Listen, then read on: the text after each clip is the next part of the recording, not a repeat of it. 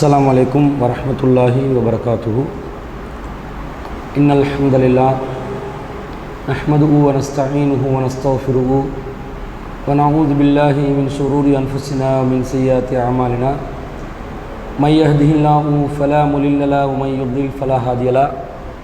وأشهد أن لا إله إلا الله وحده لا شريك له وأشهد أن محمدا عبده ورسوله. أما بعد.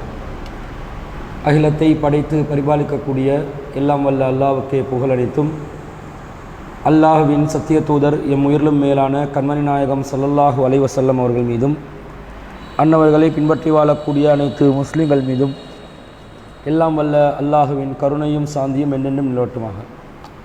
அன்பிற்குரிய எல்லாம் வல்ல அல்லாஹ்வின் நல்லடியார்களே, புனிதமிக்க ரமலான் மாதத்திலே பெண்களுக்கான விசேட தர்பியா நிகழ்ச்சியிலே திருக்குர்ஆன் விளக்க உரை சம்பந்தப்பட்ட செய்திகளை நாம் பார்த்து வருகிறோம்.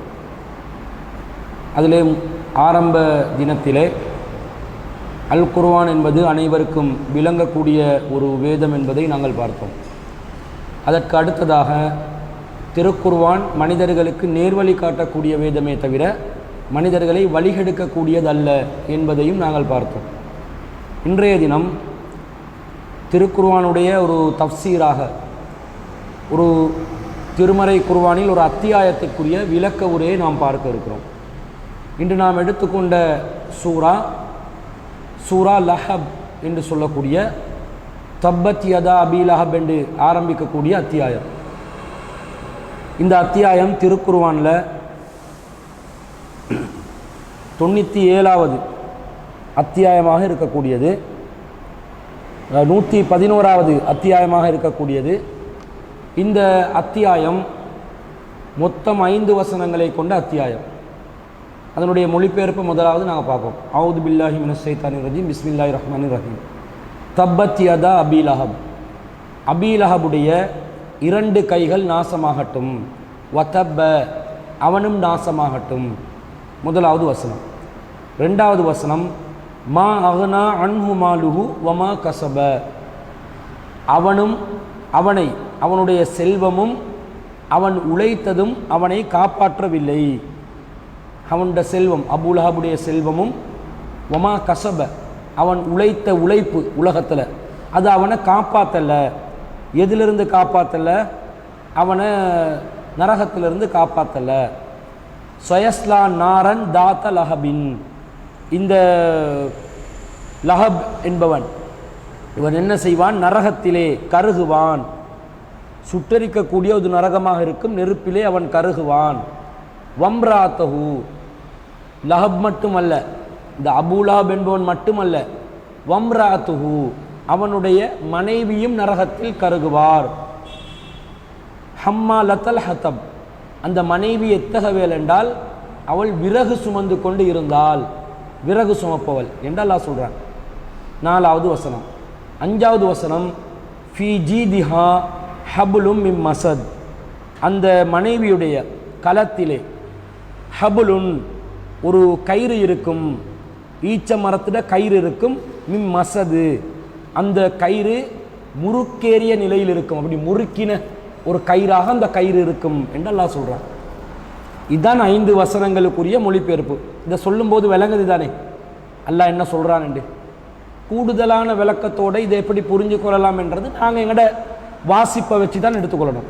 நாங்கள் எந்த அளவுக்கு வாசிக்கிறோமோ, குர்ஆனை எந்த அளவுக்கு விளங்குகிறோமோ, குர்ஆனை எந்த அளவுக்கு படிக்கிறோமோ, ஹதீஸுகளை எந்த அளவுக்கு படிக்கிறோமோ, அது எல்லாத்தையும் வச்சு இந்த வசனங்களுக்குரிய விளக்கத்தை இன்னும் என்ன செய்யலாம்? கூட்டிக் கொள்ளலாம். அது நம்முடைய திறமையில் உள்ளது. குர்ஆன் ஹதீஸில் அதுக்கான ஆதாரங்கள் ஒவ்வொரு இடத்துல சிதறி கிடக்கும். அந்த தேன் துளிகள் எல்லாத்தையும் நாங்கள் புறக்கி எடுத்து என்ன செய்யணும்? மொத்தமாக நாங்கள் அதை உள்வாங்கி கொண்டு அதை விளங்கக்கூடியவங்களாம் நாங்கள் தான் அதுக்குரிய ஏற்பாடு செய்யணும். இப்போ இதில் என்னென்ன அல்லாஹ் சொல்கிறான், என்ன அடிப்படைன்றதெல்லாம் பார்ப்போம். முதலாவது, இந்த லஹப் என்ற அத்தியாயத்தின் பெயர் இது எப்படி உருவாச்சு என்றதை பார்க்கணும். உங்களுக்கு தெரியும், திருக்குர்ஆனில் 114வது அத்தியாயங்களுக்கும் அல்லாஹ் தஆலா பேர் வச்சிருக்கிறாங்க. அல்லாஹ்வுடைய ரசூல் பேர் வச்சுக்கிறாங்க. அப்படியா? இல்லை, அல்லாஹ்வும் ரசூலும் 114க்கும் என்ன செய்யலை? பேர் வைக்கலை. பேர் வைத்தது குறிப்பிட்ட சூறாக்களுக்கு மட்டும்தான் ரசூல் ஸல்லல்லாஹு அலைஹி வஸல்லம் பேர் வச்சாங்க. மற்றது எல்லாத்தையும் அந்த அத்தியாயத்தில் வார வசனங்கள் ஏதாவது ஒன்றை வச்சு வார்த்தையை வச்சு நபித்தோழர்கள் வச்சுருப்பாங்க, அல்லது அந்த அத்தியாயத்துக்கு வார ஒரு வார்த்தையை வச்சு தாபீன்கள் தபா தாபீன்கள் பிற்காலத்தில் வந்தவங்க வைப்பாங்க. எல்லா குர்ஆன் வசனங்களுக்கும் எல்லா அத்தியாயங்களுக்கும் சூறாக்களுக்கும் அல்லாஹ் பேர் வச்சதாக வரலை, எங்கேயும் ரசூலுல்லா பேர் வச்சதாகவும் வரலை.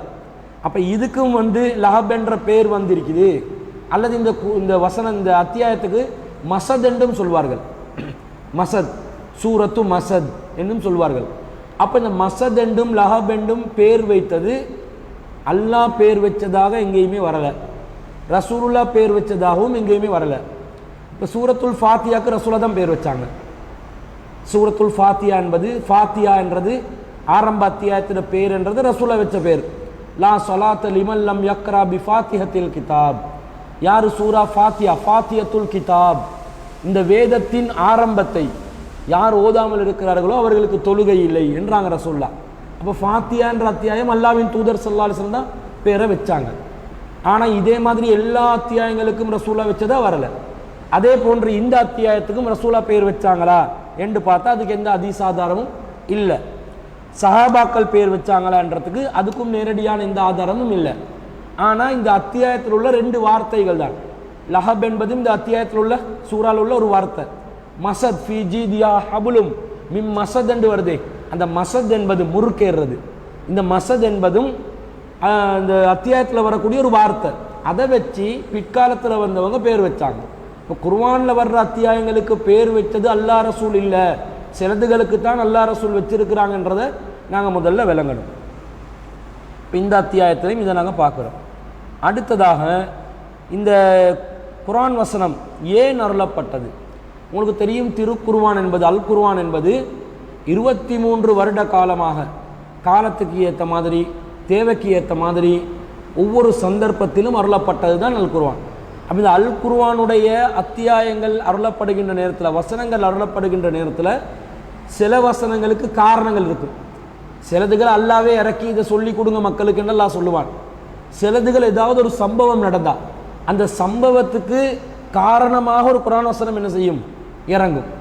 இப்போ நபி ஸல்லல்லாஹு அலைஹி வஸல்லம் பல்லுடைக்கப்பட்ட நேரத்தில், உஹது போர்க்களத்தில் பல்லுடைக்கப்பட்ட நேரத்தில் ரசூல்லா காஃபிர்களை திட்டினாங்க. கைஃப யுஃப்லிஹு கௌமன் லஜ்ஜு நபியஹும், எவ்வாறு ஒரு சமுதாயத்தார் வெற்றி பெறுவார்கள். லஜ்ஜு நபியஹும், அவர்களுடைய நபியை இரத்த காயம் ஏற்படுத்தினார்கள். நபிக்கு, அந்த சமுதாயத்தின் நபிக்கு இரத்த காயத்தை ஏற்படுத்தியவர்கள் எவ்வாறு வெற்றி பெற முடியும் என்று ரசூலா கேட்குறாங்க. பல்லொடைஞ்ச அந்த வேதனையில், பல்லொண்டு உடைச்சா எப்படி இருக்கும், வருத்தமாக இருக்குமா இல்லையா? இருக்கிற பல்லு பூச்சி திண்டாலே வருத்தமாக இருக்கும், ஒட்டஞ்சி வந்துச்சேண்டா பாதியில் வருத்தமாக இருக்கும். அதில் கேட்டாங்க. அப்போ அல்லாஹ் தஆலா குர்ஆன் வசனத்தை இறக்குறான். சூரத்து ஆல இம்ரானில் 128வது வசனம், லைஸ லக மினல் அம்ரி ஷைஉன், நபியே அதிகாரத்தில் உங்களுக்கு எந்த பங்கும் இல்லை. ஆட்சி அதிகாரம் எதை எப்போ செய்யணும், நபியை காயப்படுத்தினதுக்காக காஃபிர்கள் தோல்வி அடையணும் என்றா, அல்லது காஃபிர்களுக்கு ஏதாவது காயம் இப்போவே ஏற்படணும் என்று நீங்கள் எப்படி தீர்மானிப்பீங்க என்று ரசூலா சொல்கிறாங்க. நீங்கள் எப்படி வெற்றி பெறுவீர்கள் என்று. வெற்றி தோல்வி என்பது அல்லாஹ் தீர்மானிக்கிறதே தவிர இந்த நபி தீர்மானிப்பது அல்ல. இந்த நபிக்கு அந்த அதிகாரம் இல்லை என்று அல்லாஹ் குர்ஆன் வசனத்தை இறக்குறாங்க. அப்போ இது ஒரு காரணம், ஒரு சம்பவம் நடக்குது, அதுக்கு ஒரு ரீசனாக ஒரு குர்ஆன் வசனம் என்ன செய்யுது, இறங்குது. இதுக்கு சபபுன் நுசூல் என்றுவாங்க. நுசூல் என்றால் இறக்கப்படுதல். குர்ஆன் வசனம் சபப் என்றா காரணம், சபபுன் நுசூல் குர்ஆன் வசனம் இறக்கப்படுவதற்கான காரணம் என்ற அர்த்தம். அப்போ இந்த அத்தியாயம் சூரத்துல் லஹப் இறக்கப்படுவதற்கான காரணம் என்ன, அதுக்கு பின்னணி என்னன்றதையும் தேடி பார்க்கணும். எல்லா அத்தியாயங்களுக்கும் இப்படி பின்னணி கிடைக்காது, எல்லா வசனத்துக்கும் கிடைக்காது. ஏதாவது ஒரு வசனத்துக்கோ ஒரு சூறாக்கோ இருந்தால் அதை நாங்கள் என்ன செய்யலாம், மேலதிக விளக்கத்துக்கு எடுத்துக்கொள்ளலாம். இப்போ இந்த வசனம் ஏன், இந்த அத்தியாயம் ஏன் அருளப்படுதுன்னு சொன்னால், உங்களுக்கு தெரியும் ரசூல் ஸல்லல்லாஹு அலைஹி வஸல்லம் 40வது வயசில் ரசூல்லா ஒரு நபியாக நியமிக்கப்படுறாங்க. 36 வயசு போல் அந்த பகுதியிலிருந்தே ரசூல்லா தனிமையில் இருக்கிறாங்க. ஈராக் குகையில் போயிட்டு தஞ்சம் அடைகிறாங்க. நிறைய தனிமையிலிருந்து சிந்திக்கிறாங்க இந்த சமூகத்தை பற்றி. இந்த நிலையில தான் நபிகள் நாயகம் ஸல்லல்லாஹு அலைஹி வஸல்லம் அவர்களுக்கு வஹி அருளப்படுது. ஜிப்ரீல் அலைஹிஸ்ஸலாம் உண்மையான ஒரு வடிவத்தில் காட்சி அளித்து ரசூல் ஸல்லல்லாஹு அலைஹி வஸல்லம் இக்ரா, நீங்கள் ஓதுங்க, பிஸ்மி ரப்பிக்கல்லதி ஹலக், படைத்த உங்களுடைய இறைவனின் பெயரால் ஓதுங்க என்று சொல்லும். ரசூல்லா வந்து தடுமாறுறாங்க, என்ன நடக்குது, ஏதாவது தீய சக்தி ஒன்று வந்துருச்சோ, அல்லது இது என்னமோ ஒரு வசனம் சொல்லுது, இது என்னது என்று தெரியாமல் என்ற ரசூலை தான் நபியா நியமிக்கப்படுறது முன்கூட்டியே அறிஞ்சிருக்கல. அப்போ ரசூல் ஸல்லல்லாஹு அலைஹி வஸல்லம் தன்னை மனைவி கிட்ட ஹதீஜா கிட்ட ஓடி வர்றாங்க, பயந்து நடுங்கி வர்றாங்க. வந்து சொல்கிறாங்க, ஜம்மிலூனி ஜம்மிலூனி, என்னை போர்த்தி விடுங்கள் போர்த்தி விடுங்கள் என்றாங்க. அப்போ அவங்களும் வந்து பயப்படாதீங்க, உங்களுக்கு ஒன்றும் நடக்காது, அல்லாஹ் அவங்களுக்கு வழிகாட்டுவான்னு அவங்களுடைய ரிலேஷன் ஒருத்தரான வரக்கா பின் நௌஃபல் என்றவர்கிட்ட கூட்டி போய் என்ன நடந்துச்சுன்றதை பார்த்து இவர் வந்து தூதராக நியமிக்கப்பட்டவர் தான் என்று முடிவு செய்கிறாங்க. இப்போ ரசூல்லாவுக்கு ரசூல்லா ஒரு தூதர் என்றது ஆரம்பத்தில் முடிவாகுது. பிறகு நபி ஸல்லல்லாஹு அலைஹி வஸல்லத்துக்கு கொஞ்ச நாளாக வஹி வரலை. கொஞ்ச நாளாக ரசூல்லாவும் வானத்தை பார்த்து பார்த்து ஈக்கிறாங்க. ஃபஸ்ட்டுக்கு வந்துச்சு, தூதர்ண்டாங்க, ஒரு செய்தியுமே வராமல் இருக்குது என்று ஒரு ஆச்சரியத்தோடு இருக்கிறாங்க. இந்த நேரத்தில் அல்லாஹ் தஆலா அடுத்த வசனம் இறக்குறான், யா ஐயுவல் முஸம்மில், போர்த்தி கொண்டு இருப்பவரே, குமில்லையில் இல்லா கலீலா, போர்த்தி கொண்டு படுக்காதீங்க, போர்த்தி கொண்டு படுத்திக்கிறாங்க ரசூலா, போர்த்தி கொண்டு படுக்காதீங்க, குமில்லையில், இரவிலே நின்று வணங்குங்கள், இல்லா கலீலா, சொற்பமாகவே தவிர நீங்கள் அதிகமான நேரம் நின்று வணங்க, சொற்பமாக தூங்குங்க, அதிகமாக நின்று வணங்குங்க என்று அல்லாஹ் தஆலா குர்ஆன் வசனத்தை இறக்குறான். இப்போ ரசூல்லாவை அல்லாஹ் இபாதத் செய்வதற்குரிய ஏற்பாடை செய்கிறான். நீங்கள் நின்று வணங்கணும், என்னைய நெருங்கணும், அல்லாஹ்வுடைய ஒரு தொடர்பு ஏற்படுத்தி கொள்கிற வேலையை செய்கிறான். இப்படி ஒரு காலகட்டம் போய் கொஞ்சம் இது 73வது அத்தியாயத்தில் 73, 74 2 சூறாவும் இந்த போர்த்தி கொண்டு இருப்பவரே என்று சொல்லி ரசூலாக்கு எழுப்பி தாவா பண்ண சொல்லி வரும். அதற்கு பிறகு நபி ஸல்லல்லாஹு அலைஹி வஸல்லம் அவர்கள் கொஞ்ச நாளாக இருக்கிறாங்க, ரசூலா தொழுறாங்க, ரசூல்லாவுடைய அந்த ஈமானிய தொடர்பை ஏற்படுத்தி கொள்கிறாங்க அல்லாவோட. பிறகு அல்லாஹ் தஆலா கொஞ்ச நாள் கழித்து 26வது அத்தியாயத்தில் 214வது வசனத்தை அல்லாஹ் இறக்குறான். என்ன வசனம்? வஅன்திர் அஷீரத்தக்கல் அக்ரபீன், நபியே உங்களுடைய நெருங்கிய உறவினர்களுக்கு எச்சரிக்கை செய்யுங்கள் அப்படின்னு அல்லாஹ் குர்ஆன் வசனத்தை இறக்குறான்.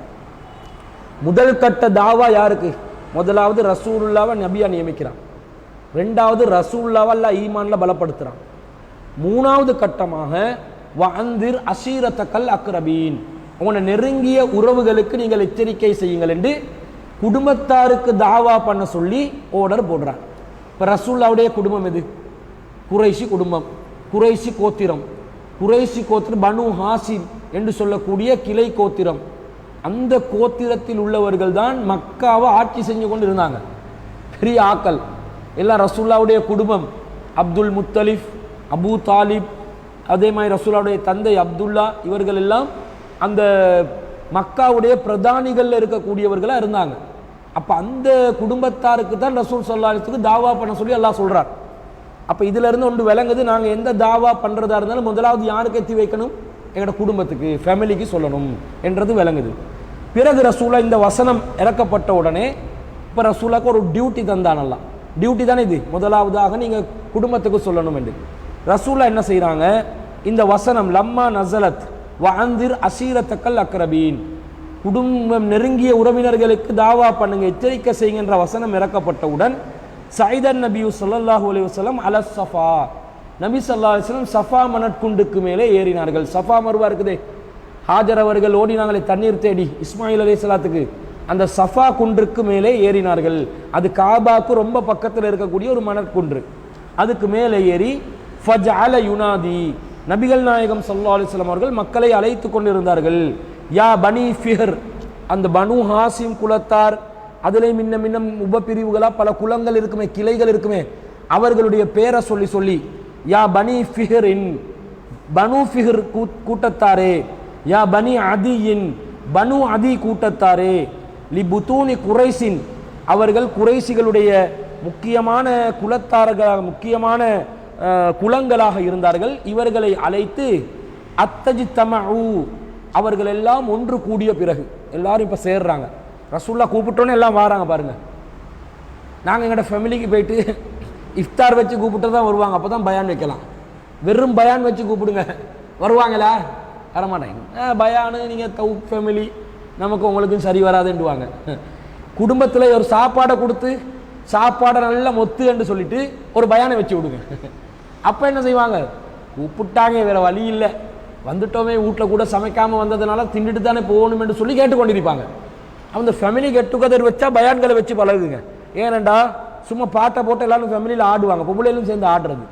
கூட்டத்தில் ஃபேமிலியில் கெட் டுகெதர் வச்சா ஒரு பாட்டை போட்டோன்னே ஒரு 40 வயசு ஒன்று இருக்கு முத்தின ஃபேமிலியில் ஒரு பொம்பளை, அவளை என்ன பண்ணுவாலும் முதல்ல வந்து ஆடுறது, ஆடி கொமருக்கு நீயும் ஆடு நீயும் ஆடு நீயும் ஆடு, எல்லாரும் ஆடு, வீடியோ பண்ணு, லைவ்ல போடு, சமூகத்தை குழி தோண்டி போத. இப்படி தான் நடக்குது. இந்த மாதிரி சைத்தானியத் நடக்கிற இடத்துல நாங்கள் என்ன பண்ணணும், மாற்றணும், அந்த சைத்தானியத்தை மாற்றணும். மாற்றி என்ன பண்ணணும், ஒரு பயானை வச்சு விட்டுறணும். நீங்களே ஒருத்தர் தயாராகி நான் சொல்கிறத கேளுங்க, எனக்கு தெரிஞ்ச அளவில் நான் பேசுவேன், ஆனால் குர்ஆன் ஹதீஸ் அடிப்படையில் பேசுவேன், நான் சொல்கிற இந்த தாவாவை நீங்கள் ஏற்றுக்கோங்கன்னு. சில நேரம் ரிலேட்டிவ்ஸ்ன்றதுனால உங்கள் மேலே பிரியமானவங்களாம் இருப்பாங்க தானே, அவங்க கொஞ்சம் காது கொடுப்பாங்க. விருப்பம் இல்லாட்டிலும் சரி என்ற மகள் சொல்கிறாள், ஏண்ட பேத்தி சொல்கிறாள், ஏண்ட மாமிட மகள் சொல்கிறாள், ஏண்ட சாச்சாட மகள் சொல்கிறாள் என்று கூட என்ன செய்யலாம், கேட்கலாம். என்ன சொல்கிறாள் என்று ஒரு வார்த்தை கேட்டு பார்ப்போமே என்று சொல்லி கேட்க ஆரம்பித்தா தாவாவை கொண்டு போயிட்டு எத்தி வைங்க. அவங்களோட உள்ளத்தில் நேர்வழியை கொண்டு வரது வராது அல்லட கையில் இருக்குது. நாங்கள் சொன்னால் அவங்க ஏற்றுக்கொண்டே ஆகணும் என்று இருக்குதா? இல்லை. காரணம், நபி ஸல்லல்லாஹு அலைஹி வஸல்லம் இந்த தாவாவை பண்ணோன்னே நபி ஸல்லல்லாஹு அலைஹி வஸல்லம் அவர்கள் அந்த மக்கள் எல்லாத்தையும் கூப்பிட்டோன்னே சில பேர் ரசூலுக்கு எந்த அளவுக்கு முக்கியத்துவம் கொடுத்தாங்கன்னா, இதா லம் யஸ்ததி ஐ யஹ்ருஜ அர்ஸல ரசூலன், யாருக்கு அந்த சபைக்கு ஆஜராகுவதற்கு சக்தி இருக்கவில்லையோ அவர்கள் தன் சார்பாக ஒரு தூதரை அனுப்பி வைத்தார்கள். சபைக்கு வந்து வர முடியாமல் வேலையில் இருந்தாங்க சில பேர், ரசூலா கூப்பிடுறாங்கன்ற செய்தி வருது, முகமது எங்களை அழைக்கிறார், எனக்கு ஒரு வேலை இருக்குது, என் சார்பாக நீங்கள் போயிட்டு என்ன சொல்கிறாருன்னு கேட்டுட்டு வாங்க என்ற அளவுக்கு ரசூலாக்கு மதிப்பு. நான் இப்போ கூப்பிட்டாலும் வரமாட்டாங்க, ஆனால் ரசூல்லா கூப்பிடும்போது நபி அவர்கள் மேலே வச்ச மதிப்பு எந்த அளவுக்கு இருந்துச்சுண்டா, தனக்கு அந்த இடத்துக்கு சபைக்கு கலந்து கொள்ள முடியாவிட்டாலும் தன் சார்பாக ஒருவர் அனுப்புகிற அளவுக்கு மதிப்பு. ரசூல்லா அவ்வளோ அவங்களோட கேரக்டர் பியூராக இருந்துச்சு. இப்படி வைக்கிறாங்க. மாஹுவ லியங்குற மாஹுவ, என்ன நடக்குதுன்னு பார்க்கறதுக்காக. என்னத்தை நபி சொல்கிறாரு, முகமது சொல்கிறாரு, ஃபஜா அபூ லஹப் வ குரைஷ், அபூ லஹப் அந்த சபைக்கு ஆஜராகுகிறார். இப்போ தான் விஷயம் வருது. யார் ஆஜராகிறார்? அபூ லஹப் வ குரைஷ், குரைஷிகளில் சிலரும் ஆஜராகுகிறார்கள், முக்கியமானவர்கள். ஃபக்கால ரசூலா சொல்கிறாங்க, அரைத்துக்கும் லவ் அஹ்பர்துக்கும் அன்ன ஹைலன் பில் வாதி, நான் உங்களுக்கு அறிவித்தால் ஒரு விஷயத்தை, இந்த பள்ளத்தாக்குக்கு பின்னால் ஒரு கூட்டத்தார் வந்து, படையினர் வந்து, துரீது அன் துகீர அலைக்கும், உங்களை தாக்குவதற்கு முற்படுகிறார்கள் என்பதை நான் அறிவித்தால், அகுந்தும் முசத்திகிய, என்னை நீங்கள் உண்மைப்படுத்துவீர்களா என்று கேட்குறாங்க ரசூல் ஸல்லல்லாஹு அலைஹி வஸல்லம்.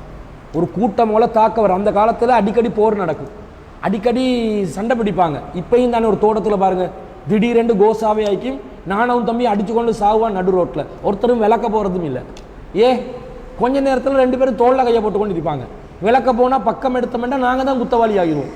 இந்த மாதிரி நிறைய சண்டைகள் நடக்கும், தெருக்கள் சண்டைகள் நடக்கும். இந்த காலத்தில் நடக்குது, போலீஸ் இருந்து நடக்குது, ஆர்மி இருந்து நடக்குது, நேவி இருந்து நடக்குது, எல்லாம் இருந்து நடக்குது.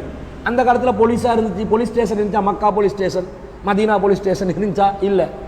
அவங்க விரும்பின மாதிரி நினைச்ச மாதிரி கையிலெல்லாம் ஆயுதம், கண்டவண்ணையும் கையில் ஆயுதம், நினைச்சா கொலை செஞ்சுட்டு போயிட்டுருவான். இப்போ பரம்பரையாக சண்டை பிடிப்பாங்க.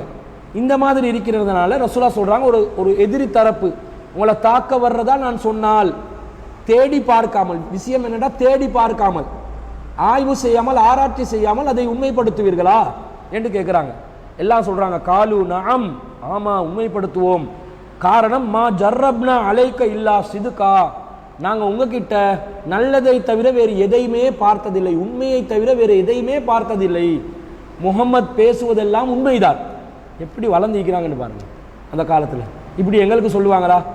அம்மோ அவள் வந்து உடுவாள் பருப்பி, கொஞ்சம் வாயை திறந்தா பொய், பட்டாசு வெடிக்கிற மாதிரி அவட வாயிலிருந்து பொய் வரும் என்று தான் சொல்லுவாங்க.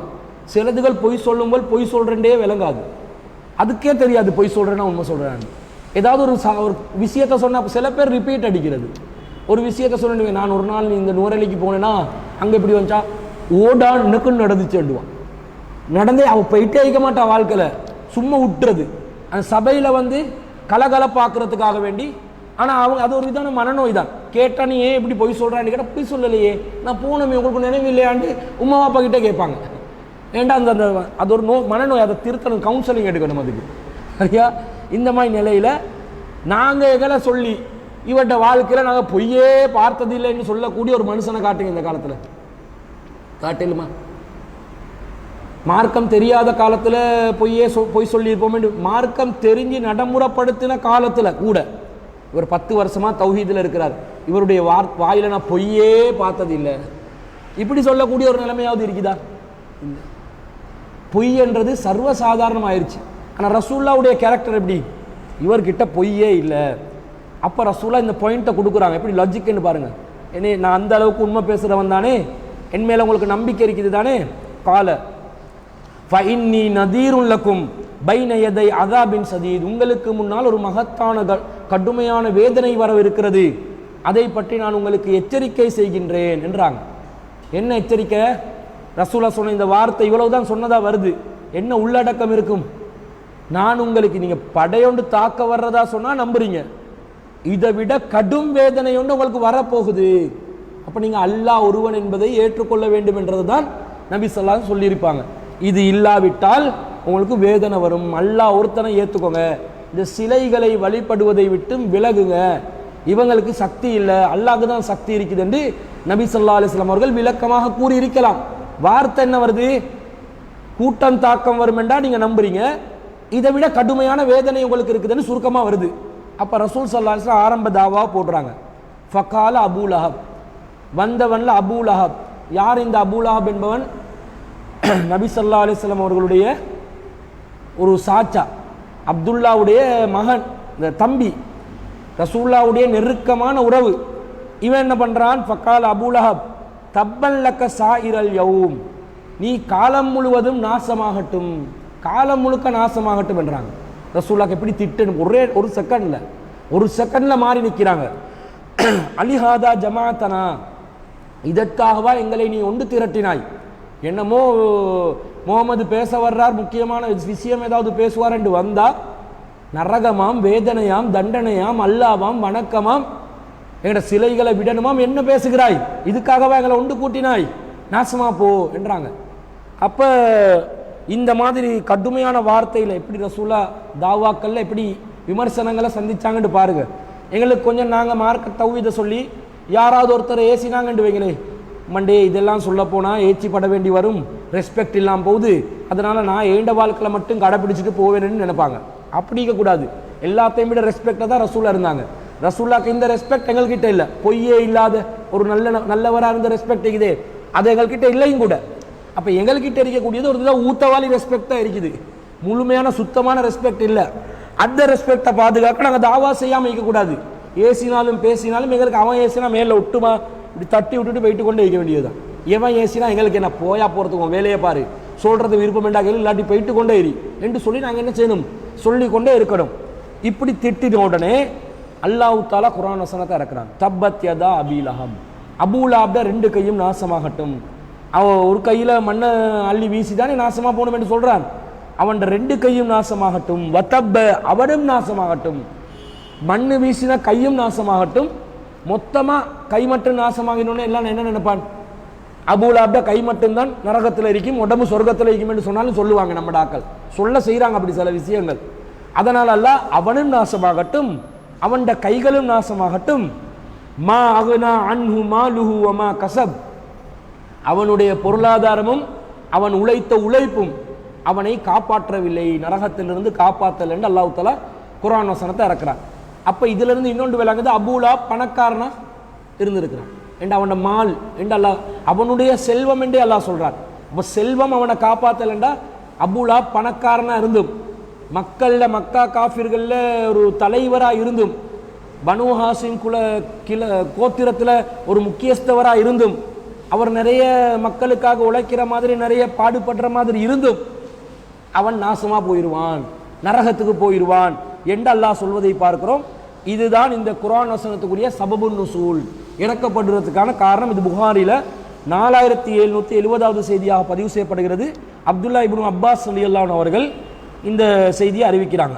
அப்போ நபிகள் நாயகம் ஸல்லல்லாஹு அலைஹி வஸல்லம் அவர்கள் ஆரம்பத்திலேயே இந்த தாவாவை செய்கிறதுக்காக வேண்டி அவங்க முன் வந்தது பகிரங்க தாவாவாக. தன்னுடைய குடும்பத்தாருக்கு தாவா பண்ண போகும்போதே திட்டு விழுது. இது எங்களோட குடும்பங்கள்லேயும் நடக்கும். நாங்களாம் ஆரம்பத்தில் இந்த கத்தம் பாத்தியா கந்தூரி இல்லைன்றெல்லாம் சொன்ன நேரத்தில் கடுமையாக திட்டினாங்க குடும்பங்களில். இன்னும் இவங்க மார்க்கத்தை மாற்றுறாங்க. ஒரு முறை எங்களோட வீட்டில் ஜனாசா ஒன்று நடந்துச்சு. எங்களோட வாப்பா அப்பா மவுத்தா போனார். அவரோட ஜனாசா விஷயங்கள் எல்லாத்தையும் நான் செஞ்சு அந்த டைமில் ஆரம்பத்தில் தௌஹீதில் வந்து எனக்கு தெரிஞ்ச வகையில் எல்லா வேலையும் செஞ்சு முடித்தார். முடித்தோடனே அடக்கிட்டு வாரோம். வீட்டில் வந்து என்ன நடக்குது, பொம்பளையில் குடும்பத்தில் உள்ள கிழடு கட்டையிலெல்லாம் உட்கார்ந்து கொண்டு யாசின் ஓதுதுவர். உடனே போய் நான் அந்த யாசின் ஜூஸ் எல்லாத்தையும் கையிலேருந்து பறிச்செடுத்து இது இப்படி ஓதக்கூடாது, இப்படி குர்ஆன் தனியாக மௌத்தா போனவங்களுக்கு ஓத சொல்லி அல்லாஹ் ரசூல் சொல்லலை, நீங்கள் வந்து வேணுமெண்டா துவா கேளுங்க அவருக்காக, அவர் வந்து நல்ல மனுஷராக வாழ்ந்தார், அவருக்காக துவா கேளுங்க, இதை நீங்கள் செய்யக்கூடாதுன்னு யாசின் எல்லாத்தையும் எடுத்தார். இதுக்கெண்டு யாசின் தனியாக அடித்து கொடுத்திக்கிறானே, தனி யாசினை கொடுத்து அதில் சிங்களம் தமிழில் வேற யாசின் இருக்குது. தமிழ் தெரியாதவன் சிங்களத்தில் ஓதுண்டு. எப்படி சிங்களம் அரபை வந்து சிங்களத்தில் எழுதி வச்சுப்பான், இப்படி தமிழில் எழுதி வச்சுப்பான், இப்படியெல்லாம் யாசினை கொடுத்து இந்த பிதத்தை செய்ய வைப்பாங்க. இதை பறித்து வச்ச உடனே என்ன கதையை கட்டி விட்டாங்க தெரியுமா? நான் வந்தேனா குர்ஆனை எடுத்து நான் கிழிச்சனா அப்படியே வீசி விட்டுட்டேனா, அடிச்சு விட்டாங்க கதையை. யாரு குர்ஆனை பறிச்சது கிழிச்சதா மாறிடுச்சு, எடுத்து வச்சது வீசினதா மாறிடுச்சு. நான் போய்ட்டு என்ன செஞ்சேன், அது எல்லாத்தையும் எடுத்து ஒரு பொட்டணி கட்டி எடுத்து விட்டுட்டேன், ஒரு அல்மாரிக்கு மேலே இப்படி போட்டு விட்டேன். இதுக்கு வந்து கிழிச்சு வீசினதாக கட்டினாங்க கதையை. இப்படி கிழிச்சு வீசினு சொல்லி ஒரு குடும்பத்தில் ஒருத்தருக்கு சொல்லும்போது என்ன சொல்லுவாங்க, என்ன நாசமாக போன வேலையை செஞ்சிருக்கிறார் சொல்லுவாங்களா இல்லையா? இதுதான், இப்படி தான் பேசுவாங்க. இது ரசூல் ஸல்லல்லாஹு அலைஹி வஸல்லத்துக்கு வர்றது வந்து ரசூல்லாவுக்கே வந்துச்சுன்னா எங்களுக்கு வராமல் இருக்குமா? நாங்கள் எம்மாத்திரம் ரசூல்லாவோட அற்பமானவர்கள் தானே ரசூலோட ஒப்பிட்டா, அதனால் வரத்தான் செய்யும். ஆனால் விசேஷம் என்னென்னா, ரசூல் ஸல்லல்லாஹு அலைஹி வஸல்லம் தன்னுடைய வாழ்க்கையில் கடந்த கால வாழ்க்கையை ஒரு அடிப்படையாக முன்வைக்கிறது தாவாக்கு. நான் எப்படிப்பட்டவர் பாருங்கள், உங்களோட நல்லவனாக இருந்திருக்கிறேன், நான் இவ்வளோ உங்களோட இவ்வளோ நல்ல ஒரு மனுஷனாக உங்களோட கொடுக்கல் வாங்கல் பண்ணியிருக்கிறேன், உங்களோட குடும்ப விஷயங்களில் நல்லா நடந்திருக்கிறேன், அப்போ நான் சொல்கிறத கேட்க மாட்டீங்களா என்று தான் ரசூல் ஸல்லல்லாஹு அலைஹி வஸல்லம் கேட்டாங்க. இந்த தகுதி எங்கள்கிட்ட இருக்குதான்றதை தான் நாங்கள் பார்க்கணும். இந்த மாதிரி எங்களோட கடந்த காலங்களில் நாங்கள் நேர்மையை ஒழுக்கத்தை சொல்லி எங்களுக்கு தாவா பண்ணிடுமா? பார்த்தா 1 நம்பர் இபிலிஸாக இருந்திப்போம் ஒரு குடும்பத்தில். கடந்த கால வாழ்க்கையை எடுத்து பார்த்தா சேட்டை பண்ணுறதுல நம்பர் 1 இருந்திருப்போம். இப்போ நாங்கள் தாவா திருந்தி இதெல்லாம் தப்பு இனிமேல் செய்யக்கூடாது திருந்தி சொன்ன உடனே நீ மட்டும் அப்படி பண்ணலையா, உடனே நீ மட்டும் அது செய்யலையா, நீங்கள் போய்ட்டு இஜாபை போட சொல்லுவீங்க, ஒழுங்காக போடுங்கடி, ஸ்காஃபை போடுங்க, அறக்குறையாக போடாதீங்க, நெஞ்சை மறைச்சிக்கோங்க, களத்தை மட்டும் மறைக்காதீங்க, வெளியே போகும்போது கத்தி பேசாதே, ஆம்புலேல் பார்ப்பாங்க கேட்பாங்கன்னொடனே நாங்களாம் அப்படி தான் இருந்திருப்போம். ஆரம்பத்தில் கத்தி குலைச்சி கொண்டு பேசுகிறது, இந்த மாதிரி அறக்குறையாக இஜாபை போட்டு முள்ள லிப்ஸ்டிக்கே அடித்து கொண்டு வெளியில் திரிஞ்சிருப்போம். நாங்கள் திருந்தி இஜாபை போட்டு போயிட்டு இன்னொருத்திக்கு சொல்லும்போது, பாத்திமா நீ சொல்லலாமா, நீ எப்படி திரிஞ்சாய், உன்னோட காலத்தில் நல்லா திரிஞ்சு போட்டு நீ இப்போ திருந்திட்டு எங்களுக்கு வேணாமின்றியா, கொஞ்சம் ஜொலி பண்ண விடு, இப்படி எண்டுவாங்களா இல்லையா? எங்களோட கடந்த கால வாழ்க்கையில் உள்ள ஒரு குறையை எடுத்து சொல்லி சொல்லி என்ன செய்வாங்க, சுட்டி காட்டியே எங்களோட குறையலை சொல்லியே எங்களை இல்லாமாக்குவாங்க. ஆனால் இந்த நிலைமை ரசூலுல்லாஹ்க்கு இருக்கல, அல்லாஹ்வுடைய அருளால், ஆனாலும் விமர்சித்தார்கள். அப்போ என்ன விளங்குது, இது ஒரு சாக்கு போக்கு, அவனோட ஏற்றுக்கொள்ள முடியாதுன்றதுக்காக ஒரு போலியான காரணமாக முன்வைக்கிறாங்களே தவிர உண்மையான காரணம் இது இல்லை. ஆனால் அல்லாஹ் தஆலா குர்ஆனில் 10வது அத்தியாயத்தில் 16வது வசனத்தில் அல்லாஹ் சொல்கிறான், ரசூலுல்லாஹ்வுடைய அந்த கடந்த கால வாழ்க்கையை அவர்களுக்கு ஒரு ஆதாரமாக வைக்க சொல்கிறான். அல்லாஹ் தஆலா குல் லௌஷா அல்லாஹு மா தலவுத்துஹு அலைக்கும், அல்லாஹ் நாடி இருந்தால் இதை நான் உங்களுக்கு கூறியிருக்க மாட்டேன், இந்த வசனங்களை சொல்லியே இருக்க மாட்டேன், அல்லாஹ் நாடி தான் எனக்கு தந்தார், நானா இது கண்டுபிடிக்கலை.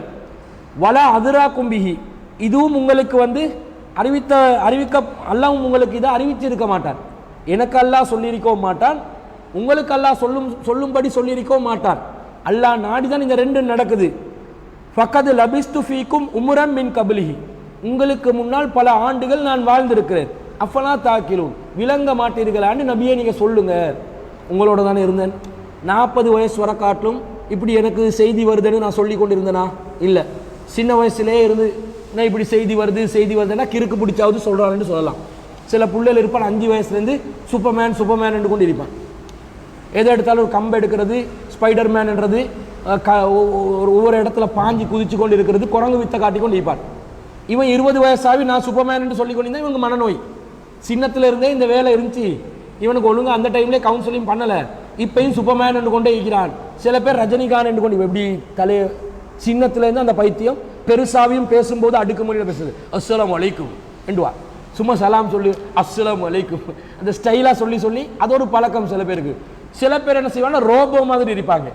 அந்த திரும்பும்போது இப்படி திரும்புறது, நடக்கும்போது இப்படி நடக்கிறது, இப்படி திரும்ப இப்படி தான் திரும்புவான். அது ரோபோ ஸ்டைலில் சில பேர் சின்னத்தில் அப்படி தான் இருந்திருப்பான், பெருசாகவும் அப்படி தான் இருப்பான். இதை பார்த்தா என்ன இவன் அந்த 5ல் உள்ளது தொட்டில் பழக்கம் சுடுகாடு வரை என்ற மாதிரி ஆரம்பத்திலிருந்தே இப்படி தானே வளர்ந்திருக்கிறான், இவனை திருத்தி இல்லையே கிறுக்கு பிடிச்சிருக்கிறான் என்று சொல்லுவாங்க. ரசூலுல்லாஹ் அப்படி தான் சொன்னாங்களா ஆரம்பத்தில். 5 வயசுல எனக்கு வஹி வருது, எனக்கு வஹி வருது, 10ல் எனக்கு வஹி வருது. ரசூலுல்லாஹ் சாதாரண ஒரு மனிதராக வாழ்ந்தார்கள். ஆனால் நல்ல ஒழுக்கத்தோடு வாழ்ந்தாங்க, குறைபாடு இல்லாத அளவுக்கு மிச்ச நேர்மையோடு வாழ்ந்தாங்க. ஆனால் தனக்கு செய்தி வருவதாக சொல்லி கொண்டு இருந்தாங்களா? இல்லை. சமுதாயத்தின் மீது கவலை இருந்துச்சு, என்ன நடக்குதுன்னு விளங்குதில்லை, ரொம்ப அட்டூழியம் பண்ணுறாங்க, அநியாயம் பண்ணுறாங்க பாவிகள் என்ற ஒரு கவலை இருந்துச்சு. ஆனால் தனக்கு இந்த இவங்களை திருத்தணும், இப்படி பண்ணணும், இப்படி செய்யணும், இந்த வழிகாட்டல் இதுதான் என்றதெல்லாம் ரசூலுல்லாஹ் ஆரம்பத்திலிருந்தே இருக்க இல்லை. அதனால் அல்லாஹ் சொல்கிறான், சின்னத்திலிருந்தே நான் பல வருடங்கள் உங்களோட வாழ்ந்திருக்கிறேன், நான் இப்படி சொன்னேனா, நான் அறிவிச்சேனா? அல்லாஹ் நாடி எனக்கு அல்லாஹ் சொல்லியிருக்கிறான் சொல்ல சொல்லி, இல்லாட்டி அல்லாஹ் உங்களுக்கு சொல்லியிருக்க மாட்டான். அல்லாஹ்ட புறத்திலிருந்து இது வந்திருக்குது என்பது ஒரு கருத்து.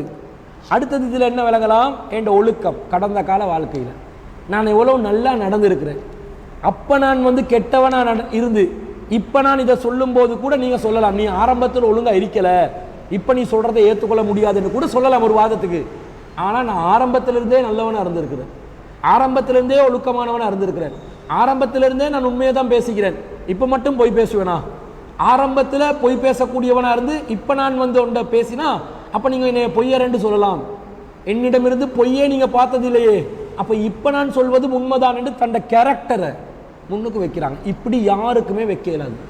உலகத்தில் எந்த ஒரு மகானை எடுத்துக்கொண்டாலும், எந்த ஒரு பெருந்தலைவனை எடுத்துக்கொண்டாலும், எந்த ஒரு ஆன்மீகவாதியை எடுத்துக்கொண்டாலும், தன்னுடைய கடந்த கால வாழ்க்கையை ஆதாரமாக வச்சு அதில் தூய்மையை நிலைநிறுத்தி சத்தியத்தை எடுத்து சொல்கிற தகுதியில் யாருமே இருக்க மாட்டாங்க. எல்லாரும் கடந்த காலத்தில் ஏதாவது தப்பு தவறு நாங்கள் செஞ்சே இருப்போம், அதிலிருந்து மீண்டு வந்திருப்போம். அல்லாஹ் அதை எதிர்பார்க்குறார். மூசா அலைஹிஸ்ஸலாத்துடைய வாழ்க்கையிலும் ஒரு கொலை நடக்குது.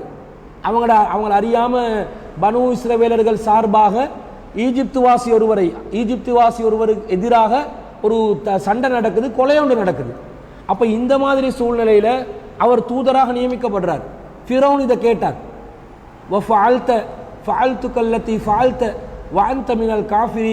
செய்ய வேண்டியதெல்லாம் செஞ்சுட்டு இப்போ நண்டி கெட்டவன் இங்கே வந்து பேசுறியா, மர்டரெல்லாம் பண்ணிக்கிறாய், இப்போ தாவா பண்ண வர்றியான்னு கேட்குறார். அப்போ அவர் சொல்கிறார், நான் வழிகேட்டில் இருந்தேன், அந்த நேரத்தில் செய்தேன், இப்போ நேர்வழி கிடைச்சிக்குது என்றார். அப்போ இந்த மாதிரியும் அல்லாஹ் தூதர்கள் என்ன செய்வான், தெரிவு செய்வான், அது அல்லாஹ்வுடைய அதிகாரம். ஆனால் ரசூலுல்லாஹ்வுடைய கேரக்டரில் கடந்த கால வாழ்க்கை மிகவும் தெளிவானது என்பது எங்களுக்கு இந்த விஷயத்திலிருந்து விளங்குது. இந்த அத்தியாயத்துக்கு காரணமாக வந்த அந்த ஹதீஸ்லேருந்து நாங்கள் அறிஞ்சு கொள்கிறோம்.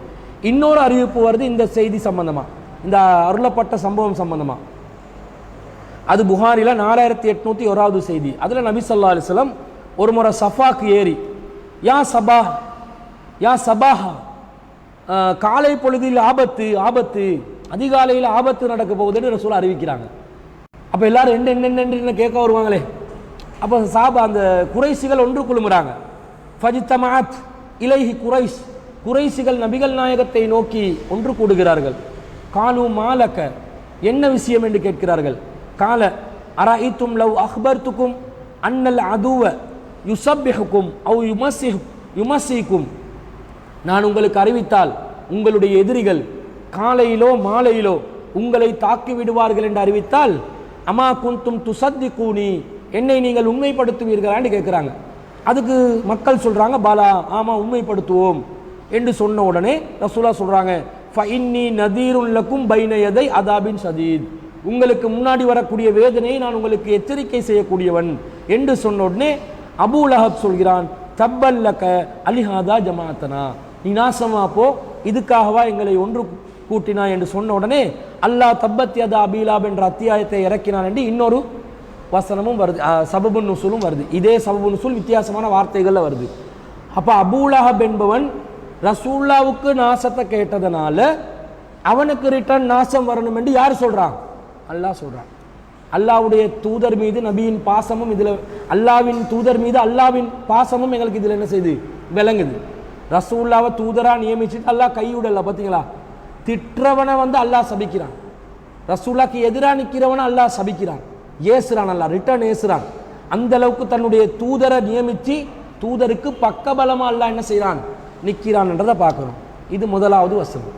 ரெண்டாவது வசனம், மா அன்ஹா அன்ஹு மாலுஹு வமா கஸப், அவனுடைய செல்வமும் அவனுடைய உழைப்பும் அவன் செஞ்ச காரியங்களும் அவனை காப்பாற்றாது, ஒரு நாளும் காப்பாற்றாது என்று வருகிறது. அப்ப இந்த காப்பாற்றாது என்று வருகிறது என்று சொன்னால் என்ன அர்த்தம்? அபூலஹப் என்பவன் தோல்வி அடைய போறான், காஃபிராகவே மரணிக்க போறான், என்றென்றும் நிரபந்தரமா நரகத்தில் இருக்க போறான் என்றது இந்த வசனம் சொல்லுது. ஏனென்றால் அபூலஹப் ஆரம்பத்தில் எதிர்த்தான், மரணிக்கும் தருவாயில் கூட ஏற்றுக்கொள்ளலாம் தானே என்ற ஒரு நிலைமை வரலாம் தானே. இப்ப குறைஷிகளுடைய மக்கா காஃபிர்களுடைய முக்கியமான தலைவர்கள் ஒருவர் தான் அபூ சுஃபியான். மக்கா வெற்றிக்கு பிறகு அவர் இஸ்லாத்துக்கு வந்தாரா இல்லையா? வந்தாரு. எதிர்த்து நின்று பத்ர் போரை உருவாக்கி கடுமையா முஸ்லிம்களுக்கு எதிராக வேலை செஞ்சு சதி செஞ்சு எல்லாத்தையும் பண்ணிட்டும் இறுதி தருவாயில அபூ சுஃபியான் என்பவர் முஆவியா ரலியல்லாஹு அன்ஹு அவர்களுடைய தந்தை, இறுதி தருவாயில ரசூலுல்லாஹ்வை ஏற்றுக்கொள்ளக்கூடிய ஒரு நிலைக்கு அவர் வந்தாரா இல்லையா? வந்தார். அப்ப இந்த மாதிரி அபூலஹப் வருவதற்கு வாய்ப்பு இருந்துச்சா இல்லையா என்று பார்க்கும் பொழுது ஆரம்பத்திலே அல்லாஹ் என்ன சொல்லிட்டான்?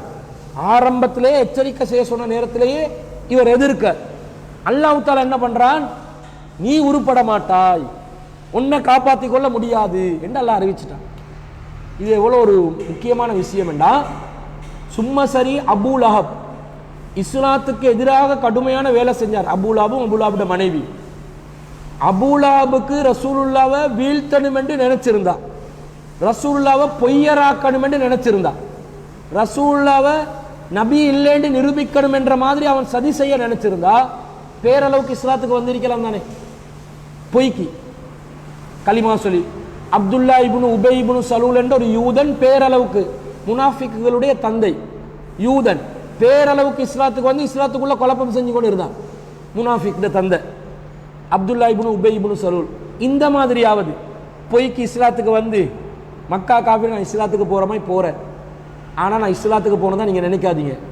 நீங்கள் என்ன பண்ணுங்க, நான் இஸ்லாத்துக்கு போனதை காரணம் காட்டி இவர் தான் வெல்ல மாட்டார், தோல்வி அடைவார், இவருடைய செல்வமும் இவர் செஞ்ச காரியங்களும் இவரை காப்பாற்றாதுன்னு அல்லாஹ் சொன்னானே, ஆனால் இவரு தான் நேர்வழி கிடைச்சிருச்சு, இவர் இஸ்லாத்துக்கு வந்துட்டாரே, அப்போ இந்த குர்ஆன் வசனம் பொய், நபி சொன்னது பொய், எனவே இஸ்லாம் என்பது பொய் என்று சொல்லி இஸ்லாத்துக்கு எதிராக சூழ்ச்சி செய்யலாம் தானே என்று சொல்லி இருக்கலாமா இல்லையா? தந்திரமா சொன்னானா? சொல்லலை. ஏன் சொல்லலை? அல்லாஹ் உள்ளத்துக்கு அதை எண்ணத்தை கொடுக்கல. எவ்வளோ சதி செய்கிறாங்க முஸ்லிம்களை இல்லாமாக்கணும் என்று. ரசூல்லா அவர்களுடைய குடும்பத்தாராக இருந்தும் ரசூல்லாவுக்கு எதிராக கடுமையான சூழ்ச்சிகளை செய்தார்கள். இதை பண்ண முடியலை பாருங்களே, சின்ன விஷயம் ஒன்று. இந்த விஷயத்தை யோசிச்சு ஒரு கிறிஸ்தவ பாதிரியார் இஸ்லாத்துக்கு வராரு. இந்த குர்ஆன் உண்மையானது, அல்லாஹ்வுடைய மார்க்கம், இது சத்தியமான வேதம், இது சத்தியம் என்பதனால்தான் அபூலஹப் பேரளவுக்கு கூட தன்னை முஸ்லிம் என்று அறிவித்துக் கொள்ளவில்லை. அவன் பேரளவுக்காவது தன்னை முஸ்லிம் என்று அறிவித்துக் கொண்டிருந்தால் குர்ஆன் வசனம் பொய்யாகி, முகமது நபி பொய்யாகி, இஸ்லாமும் பொய்யாகி இருக்கும். ஆனால் அதற்கு அபூலஹபுடைய உள்ளத்துக்கு அல்லாஹ் இடம் கொடுக்கல, காஃபிர்களுடைய உள்ளத்துக்கு அல்லாஹ் இடம் கொடுக்கல. இதிலிருந்து என்ன விளங்குது?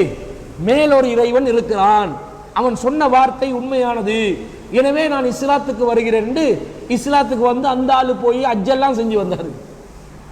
கிறிஸ்தவ பாதிரியார். என்ன விளங்குது? குர்ஆன் அவருக்கு விளங்குதுன்றது விளங்குது, குர்ஆன் வசனத்தை அவர் வாசிச்சிருக்கிறார் என்று விளங்குது. நாங்க வந்து நேரத்தை கடத்துறதுக்கு எத்தனாவது ஐன் ஓதின, இன்றைக்கு ஐன் ஐன் ஐன் என்று ஐன் ஐன் கோச்சில் ஐன் என்று ஓடுறது குர்ஆன் பின்னுக்கு, அந்த தாள்களை கூட்டுறதுக்கு தமாம் பண்ணிட்டார். குர்ஆன் இத்தனை தடவை ஓதிட்டார் என்று நம்பர் காட்டுறதுக்காக வேண்டி, பெருமை அடிக்கிறதுக்காக வேண்டி குர்ஆனை கடந்து கொண்டு போறோமே தவிர அதை சிந்திச்சு குர்ஆனை ஓதுறோமா? சிந்திச்சு குர்ஆன் வசனங்கள் ஓதினா எவ்வளவு விளக்கம் எங்களுக்கு வந்திருக்கும். இப்படி யாராவது ஒரு முஸ்லீம் யோசிச்சாரா? யோசிச்சு விளக்கம் சொன்னாரா? சொல்லலை. அப்ப இந்த மாதிரி அவர்களுக்கெல்லாம் இந்த குர்ஆன் வசனம் வழிகாட்டுதுட்டா அதை சிந்திச்சு பார்த்து என்ன செய்யறாங்க? குர்ஆன்ல இருந்து நேர்வழி அடைகிறாங்க. சிந்திப்பவர்களுக்கு நேர்வழி குர்ஆன்ல என்ன செய்யும்? அதிகம் அதிகம் கிடைக்கும். இதை பார்க்கிறோம். அப்ப அபூலஹப் நேர்வழிக்கு வர மாட்டான் என்பதும், வெற்றி பெற மாட்டான் என்பதும், அவன் தோல்விதான் அடைவான் என்பதும், அவன் எவ்வளவு பணக்காரனாக இருந்தும் பிரமுகராக இருந்தும் அவனுடைய வாழ்க்கை தோல்வியில் முடியும் என்பதையும் இந்த குர்ஆன் வசனம் என்ன சொல்லுது? சொல்றத பார்க்கிறோம். இது அல்லாஹ்வுடைய வேதம் உண்மை என்றதை நிலைநிறுத்துற ஒரு வசனமாக இருக்கிறது. இது 2வது வசனம். 3வது வசனம், சயஸ்லா நாரன் தாத்த லஹபின், அபூலஹப் நரகத்திலே கருகுவான். வம்ரஅத்துஹு ஹம்மாலத்தல் ஹதப், அவரோட சேர்த்து அவன் மட்டும் இல்லை, விறகு சுமக்கும் அவனுடைய மனைவியும் நரகத்தில் கருகுவாள் என்று அல்லாஹ் சொல்றான். அபூலஹபும் சுட்டெரிக்கும் நரகத்தில் கருகுவான், விறகு சுமக்கிற அபூலஹபுட மனைவியும் கருகுவாள். விறகு சுமக்கிறது என்றா விறகு கலெக்ட் பண்றது, விறகு தெரிந்தானே விறகு. இந்த விறகு சுமப்பவள் என்றா என்ன அர்த்தம்? சில பேர் தஃப்சீர்கள் எழுதி வச்சிருக்கிறாங்க, விறகு சுமப்பது என்றால் அபூலஹபுட பொண்டாட்டிட வேலை ஒவ்வொரு இடத்துல இருக்கிற விறகுகளை சுமந்து அதை வித்து பொழப்பு நடத்துறமா எழுதி வச்சுக்கிறாங்க. விறகு சுமந்து பொழப்பு நடத்தலாம் தானே. அந்த காலத்தில் விறகு என்றாலும் இந்த காலத்தில் பெட்ரோல் மாதிரி தானே, அடுப்பு பற்ற வைக்கிறதுக்கு விறகு தேவை. அந்த விறகுகளை சுமந்து அவங்க காடுகளில் பாலைவனங்கள் அங்கங்கே கிடக்கிறதெல்லாம் எடுத்துக்கொண்டு வந்து தான் என்ன செய்வாங்க? வீட்டில் வந்து சமையல் வேலையை ஆரம்பிப்பாங்க, அடுப்பு பற்ற வைப்பாங்க. அப்போ இந்த விறகு சுமக்கிறதுக்கு அது ஒரு தொழிலாக அவங்க செஞ்சாங்க. அவங்களோட வேலை விறகு சுமக்கிறதுன்னு சில பேர் நேரடி அர்த்தத்தில் நேரடியாகவே விறகு சுமக்கிறதுக்காக வேண்டிதான் இவங்க வந்து அல்லாஹ் தஆலா இவங்களை விறகு சுமக்கும் அபூலஹபுட மனைவி என்றாங்க என்று அல்லாஹ் சொல்றான்னு சொல்றாங்க. இப்படி நேரடி கருத்துல இதை எடுக்கலாம். குர்ஆனை நேரடியாக தானே முதல்ல விளங்கணும். நேரடியாக விளங்க முடியாட்டி தான் வியாக்கியானத்துக்கு போகணும். அப்ப நேரடியாக விளக்கம் என்னன்றது பொருத்தமாண்டு பார்க்கணும். இந்த விறகு சுமக்கிற அபூலஹபுட மனைவி என்றா அவ விறகு கட்டைகளை சுமந்து இருந்தாலா அல்லது வேற ஏதாவது ஒரு கருத்து இதுல சொல்ல வருதான்னு பார்க்கணும். விறகு சுமக்கிறது ஒரு நல்ல விஷயமா கெட்ட விஷயமா? நேரடி கருத்து சரியா பிள்ளையான்னு பார்க்க போறோம். விறகு சுமக்கிறேன் நாங்க வீட்டுவல்ல விறகு சுமந்து இல்லையா? ஒரு காலம் இருந்துச்சு தானே, விறகடுப்பு தானே இருந்துச்சு எங்கட வீட்டில். இப்பயும் வந்து லாம்பனை இல்லை, பெட்ரோல் இல்லைன்னு வந்த நேரத்தில் என்ன பண்ணோம்? கேஸ் இல்லைன்னு வந்துச்சு, என்ன பண்ணோம்? விறகு தான் தேடினோம். விறகு அந்த கட்டையாக தேடி அலைஞ்சமா இல்லையா? ஒவ்வொரு ஊரில் லாம்பனையை தேடினோம் விறகு பற்ற வைக்க. விறகு சுமக்கிறது ஒரு தவறான விஷயமா? தவறான விஷயம் இல்லையே, அது நல்லா சுமக்கலாமே. இன்னும் சொல்ல போனால் நபி ஸல்லல்லாஹு அலைஹி வஸல்லம் அவர்கள் விறகு சுமப்பதை ஆதரித்தே பேசியிருக்கிறார்கள். ரசூலா சொல்றாங்க, ஒரு முறை ரசூல்லா பயான் செய்யும் போது ரசூலா சொல்ல அஹதுக்கும் ஹப்லஹு, யாராவது உங்களில் ஒருத்தர் விறகுகளை சுமந்து ஃபயஅதி பி ஹுஸ்மத்தில் ஹதபி அலா லஹ்ரிஹி, அதை தன்னுடைய முதுகிலே வைத்துக்கொண்டு அவர் மக்களிடம் சென்று ஃபயபீஅஹா, அதை மக்களுக்கு விற்றுவிட்டு அவர் ஒரு காரியத்தில் ஈடுபட்டால், மக்களுக்கு விற்றுவிட்டால் ஃபயகுஃபல்லாஹு பிஹா வஜ்ஹு கைருல் லஹு மீ அன் யஸ்அலன் நாஸ அஅதௌஹு அவ் மனஅஹு, அவர் மக்களிடம் யாசிப்பதை விட, மக்கள்கிட்ட போய் கையேந்தி பிச்சை எடுப்பதை விட, இதன் மூலம் இழிவடையாமல் மக்கள்கிட்ட பிச்சை கேட்காம யாசகம் செய்யாம விறக சுமந்து வித்து பொழப்பு நடத்துறது இருக்குதே, அது சிறந்ததுன்னு ரசூலா சொல்றாங்க. பிச்சை கேட்காட்டிலும் பரவாயில்ல, மக்கள் இழிவாக பார்க்க கையேந்தி இழிவாக பார்ப்பதை விட சொந்தமா உழைப்பு நடத்தி நீங்க வாழுங்கன்றாங்க ரசூல் ஸல்லல்லாஹு அலைஹி வஸல்லம். புகாரில 1471வது செய்தி. அப்ப விறகு விற்கிறது ஒரு கெட்ட விஷயமா? இல்ல. விறகு சுமக்கிறது கெட்ட விஷயமா? இல்ல. அப்ப அபூலஹபுட மனைவி விறகு சுமப்பவள் என்று அல்லாஹ் சொன்னால் ஏன் சொல்கிறான்? விறகண்டா விறகு கட்டைகளை சுமந்தவர் என்ற அர்த்தமா அல்லது வேற அர்த்தமா? வேற அர்த்தமா? விறகு கட்டைகளை சுமக்கும் அர்த்தமாக இருந்தா அதை ஒரு கெட்ட பொம்பளைக்கு ஒரு உவமையாகவோ கெட்ட பொம்பளைக்கு ஒரு சிபத்தாகவோ ஏன் சொல்லணும்? விறகு சுமக்கிறது நல்ல காரியம்.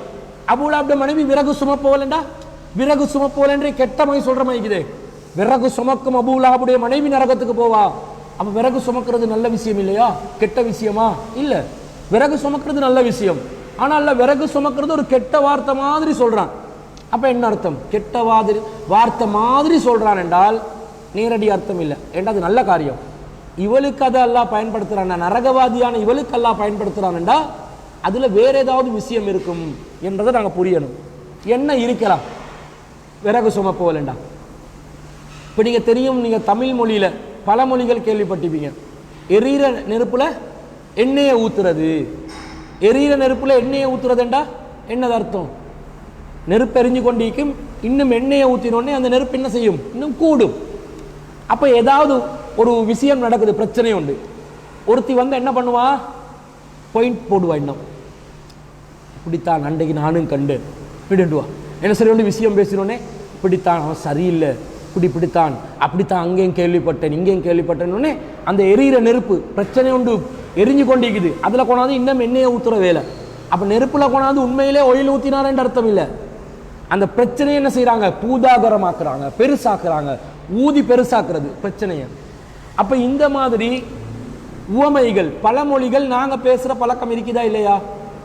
இந்த மாதிரி ஒரு கருத்து தான் விறகு சுமப்பது. அந்த காலத்துல எரியிற நெருப்பும் எண்ணெய் இருந்துச்சா எண்ணெயை ஊற்றி சொல்றதுக்கு? அந்த காலத்துல பெட்ரோல் ஃபியூல் எல்லாம் இருக்கல. விறகை தான் என்ன செய்யணும்? சேர்க்கணும். நெருப்பை கூட்டுறதுக்கு என்ன செய்யணும்? விறகை தான் சுமந்து சுமந்து ஒரு விறகு, 2 விறகு, இன்னும் 10, இன்னும் 10, இன்னும் 10. இந்த 10 வைக்கிற வேலையை செஞ்சிருக்கிறாள் யார்? அபூலாபுடைய மனைவி. என்னத்துக்காக? கணவர் திட்டிட்டு வந்துட்டாரு. யாருக்கு? ரசூல்லாக்கு. நாசமா போண்டு பொண்டாட்டி பெண்ண சில பேர் ஜாடிக்கேத்த மூடிதானே. மாப்புள்ள என்ன அநியாயம் பண்ணாலும் அவனோட போறது, அவன் என்ன செஞ்சாலும் அவனுக்கு ஒத்து உதுறது. இப்படி இருக்கக்கூடாது, நியாயமா இருக்கணும். மாப்புள்ள வந்து எனக்கு தின்னத்தாரான், என்னைய பாதுகாக்கிறான், எனக்கு ட்ரெஸ்ஸு தாரான், எனக்கு அன்பு தாரான் என்றதுனால அவன் என்னத்தை பண்ணாலும் அவன் பின்னுக்கு ஓட்டுறதா? பாவம் செஞ்சாலும் அவன் மாப்பிள்ள வந்து அவன் பார்ட்னர், பிஸ்னஸ் பார்ட்னர், அவன் நண்பன் ஒருவருண்ட காசை வந்து கொள்ளையடிக்கிறான், மோசடி செய்கிறான். இது பொண்டாட்டிக்கு தெரியுது, எங்களுக்கு ப்ராஃபிட் நிறைய கிடைக்குது தான் என்று சும்மா இருக்கக்கூடாது. இந்த அநியாயத்தை பண்ணாதீங்க, இது ஹராம், இந்த ஹராமான சம்பாத்தியம் நமக்கு வேணாம், எங்களோட வாழ்க்கை வந்து ஹலாலா இருக்காது, நல்லதா இருக்காது, அல்லாட சாபம் எங்களுக்கு இறங்கிரும் என்று சொல்லி திருத்தணும். 2 பேருக்கு, அடுத்த வீட்டுக்காரனுக்கும் இந்த மாப்பிள்ளைக்கும் சண்டை. சண்டையில் என்ன சண்டை? வேலி சண்டை, அல்லது சொத்து சண்டை, அல்லது டிஸ்டர்பன்ஸ் சண்டை. எங்கட தரப்புல தான் குத்தம் இருக்குது, அடுத்த வீட்டுக்காரங்கிட்ட நியாயம் இருக்குது. இப்ப மாப்பிள்ளைக்கு சார்பாக அடுத்த வீட்டுக்காரனோட சண்டைக்கு போறதா, அல்லது மாப்பிள்ளை இந்த சண்டைக்கு போகாதீங்க, இது உங்களோட தரப்புல நியாயம் இல்லை, நீங்க அநியாயம் பண்றீங்க என்று சொல்றதா? இப்படி சொல்ல போனா என்னைய சாட்டி விட்டாலும் சாட்டி விட்டுருவான்னு சில பேர் மௌனமாகிடுவாங்க. அடுத்த வீட்டுக்காரன் சைட்ல தான் நியாயம் இருக்குது, உங்களோட சைட்ல நியாயம் இல்லைன்னா நீ அவனோட உனக்கு தொடர்பு என்று சொல்லிடுவான்கள். இந்த மாதிரி கெட்ட வாய்களும் இருக்குது. இதுக்கெல்லாம் பயந்து அடுத்த வீட்டுக்காரன் எவனோட எனக்கு தொடர்பு இல்லை, நியாயம் உன் பக்கம் இல்லை. ஏன்னா நியாயத்தை பேசக்கூடியவங்க என்ன செய்யணும்? இருக்கணும். அதுக்காக மாப்பிள்ளை டிவோர்ஸ் பண்ணி போற அளவுக்கு கத்தி கொண்டு பேசாம அதை அமைதியா ஆறுதலா சொல்லி விளங்கப்படுத்தணும். அப்ப தன்னுடைய கணவர் தப்பு செய்தாலும் ஒத்து ஊதாமல் நியாயத்தின் பக்கம் நின்று இருக்க வேண்டும். அபூலாப்ட மனைவி என்ன செஞ்சா? இவர் நாசமா போண்டு வர அதுக்கேற்ற மாதிரி முகமது பாருங்களேன், முகமதுன்னு என்னமோ சொல்றாங்க, எங்களோட குடும்பம் தான், ஆனால் நாங்கள் ஏற்றுக்கொள்ள மாட்டோம், அப்படிப்பட்டவர், இப்போ இவ்வளோ காலம் நல்லா தான் இருந்தார், திடீரென்னு என்னமோ ஆயிடுச்சு என்று சொல்லி குடும்பத்தில் ஒருத்தர்கிட்டயா போயிட்டு போயிட்டு போயிட்டு போயிட்டு நபிகள் நாயகத்தை பற்றி விமர்சனம் செஞ்சு செஞ்சு செஞ்சு ரசூலுல்லா அல்லாஹ்வுடைய தூதர் என்று சொல்லக்கூடிய அந்த வாதங்களை எல்லாம் முறியடிக்கும் விதமாக குடும்பத்திலே ஒருத்தர் வந்து, நாங்கள் தௌஹீதை சொல்கிறோம், எங்களுடைய குடும்பத்தில் நெருக்கமான ஒருத்தர் வந்து நாங்கள் அடுத்த ஒருத்தருக்கு சொல்லும்போது, எங்களோட அடுத்த வீட்டாக்களுக்கு சொல்லும்போது, நல்ல பொடிய கொஞ்ச நாளாக மண்டல வந்து நம்ம குழப்பமாகிது, நாங்களும் குடும்பத்தில் மென்டல் ட்ரீட்மெண்ட் ஒன்று எடுக்கிறதுக்கு தான் ரெடி ஆகிக்கிறோம் அவனுக்கு, அதனால் நீங்கள் அவசரப்பட்டு அவன் சொல்கிறதெல்லாம் நம்பிடாதீங்க என்று சொன்னால் எப்படி இருக்கும்? இந்த மாதிரி சொல்லுவாங்களா இல்லையா? இப்படி சொல்லக்கூடிய விதத்தில் நபிகள் நாயகத்துக்கு எதிராக தீய மூட்டுற வேலை, அவதூறு பரப்புற வேலை, பொய்ய சொல்ற வேலை, கோல் மூட்டுற வேலை செஞ்சவள் யார்? அபூலஹப்ட மனைவி. அதனால தான் அல்லாஹ் என்ன சொல்றான்? வம்ராத்தஹு ஹம்மாலத்தல் ஹத்தப், விறகு சுமக்கும் அபூலாபுடைய மனைவி, அவ வந்து கெட்டவள், அவளும் நரகத்தில் கருகுவாள். ஃபீ ஜீதிஹா ஹபுலும் மின் மஸத், அவளுடைய களத்துல முறுக்கேறின ஒரு பேரிச்சம் மரத்துல கயிறு இருக்குது, நல்ல முறுக்கு போன கவுரோண்டு எடுத்து அவட களத்தை நெருக்கி வச்சிருவோம் என்று அல்லாஹ் சொல்றான். அப்ப இப்போ போயிட்டு அபூலாப்ட மனைவிட களத்தை தடவி பார்த்தா கவுரு விலகுமா? விளங்காது. முறுக்கேறின கவுருன்னு சொன்னால் அவளை வந்து தண்டிக்க போறோம்னு அர்த்தம், அவன் நாசமா போறான்னு அர்த்தம். இதை அல்லாஹ் தஆலா சொல்லிதான் இவர்களுக்கு நேர்வழி கிடைக்காது, இவர்கள் நரகத்தில் என்றென்றும் நிரந்தரமாக இருக்க போகிறார்கள் என்ற அந்த கருத்தை சொல்லி இருக்கிறான். இதுதான் இந்த சூரத்துல் அஹபுடைய விரிவுரை. இவங்களுக்கு நேர்வழி கிடைக்காது.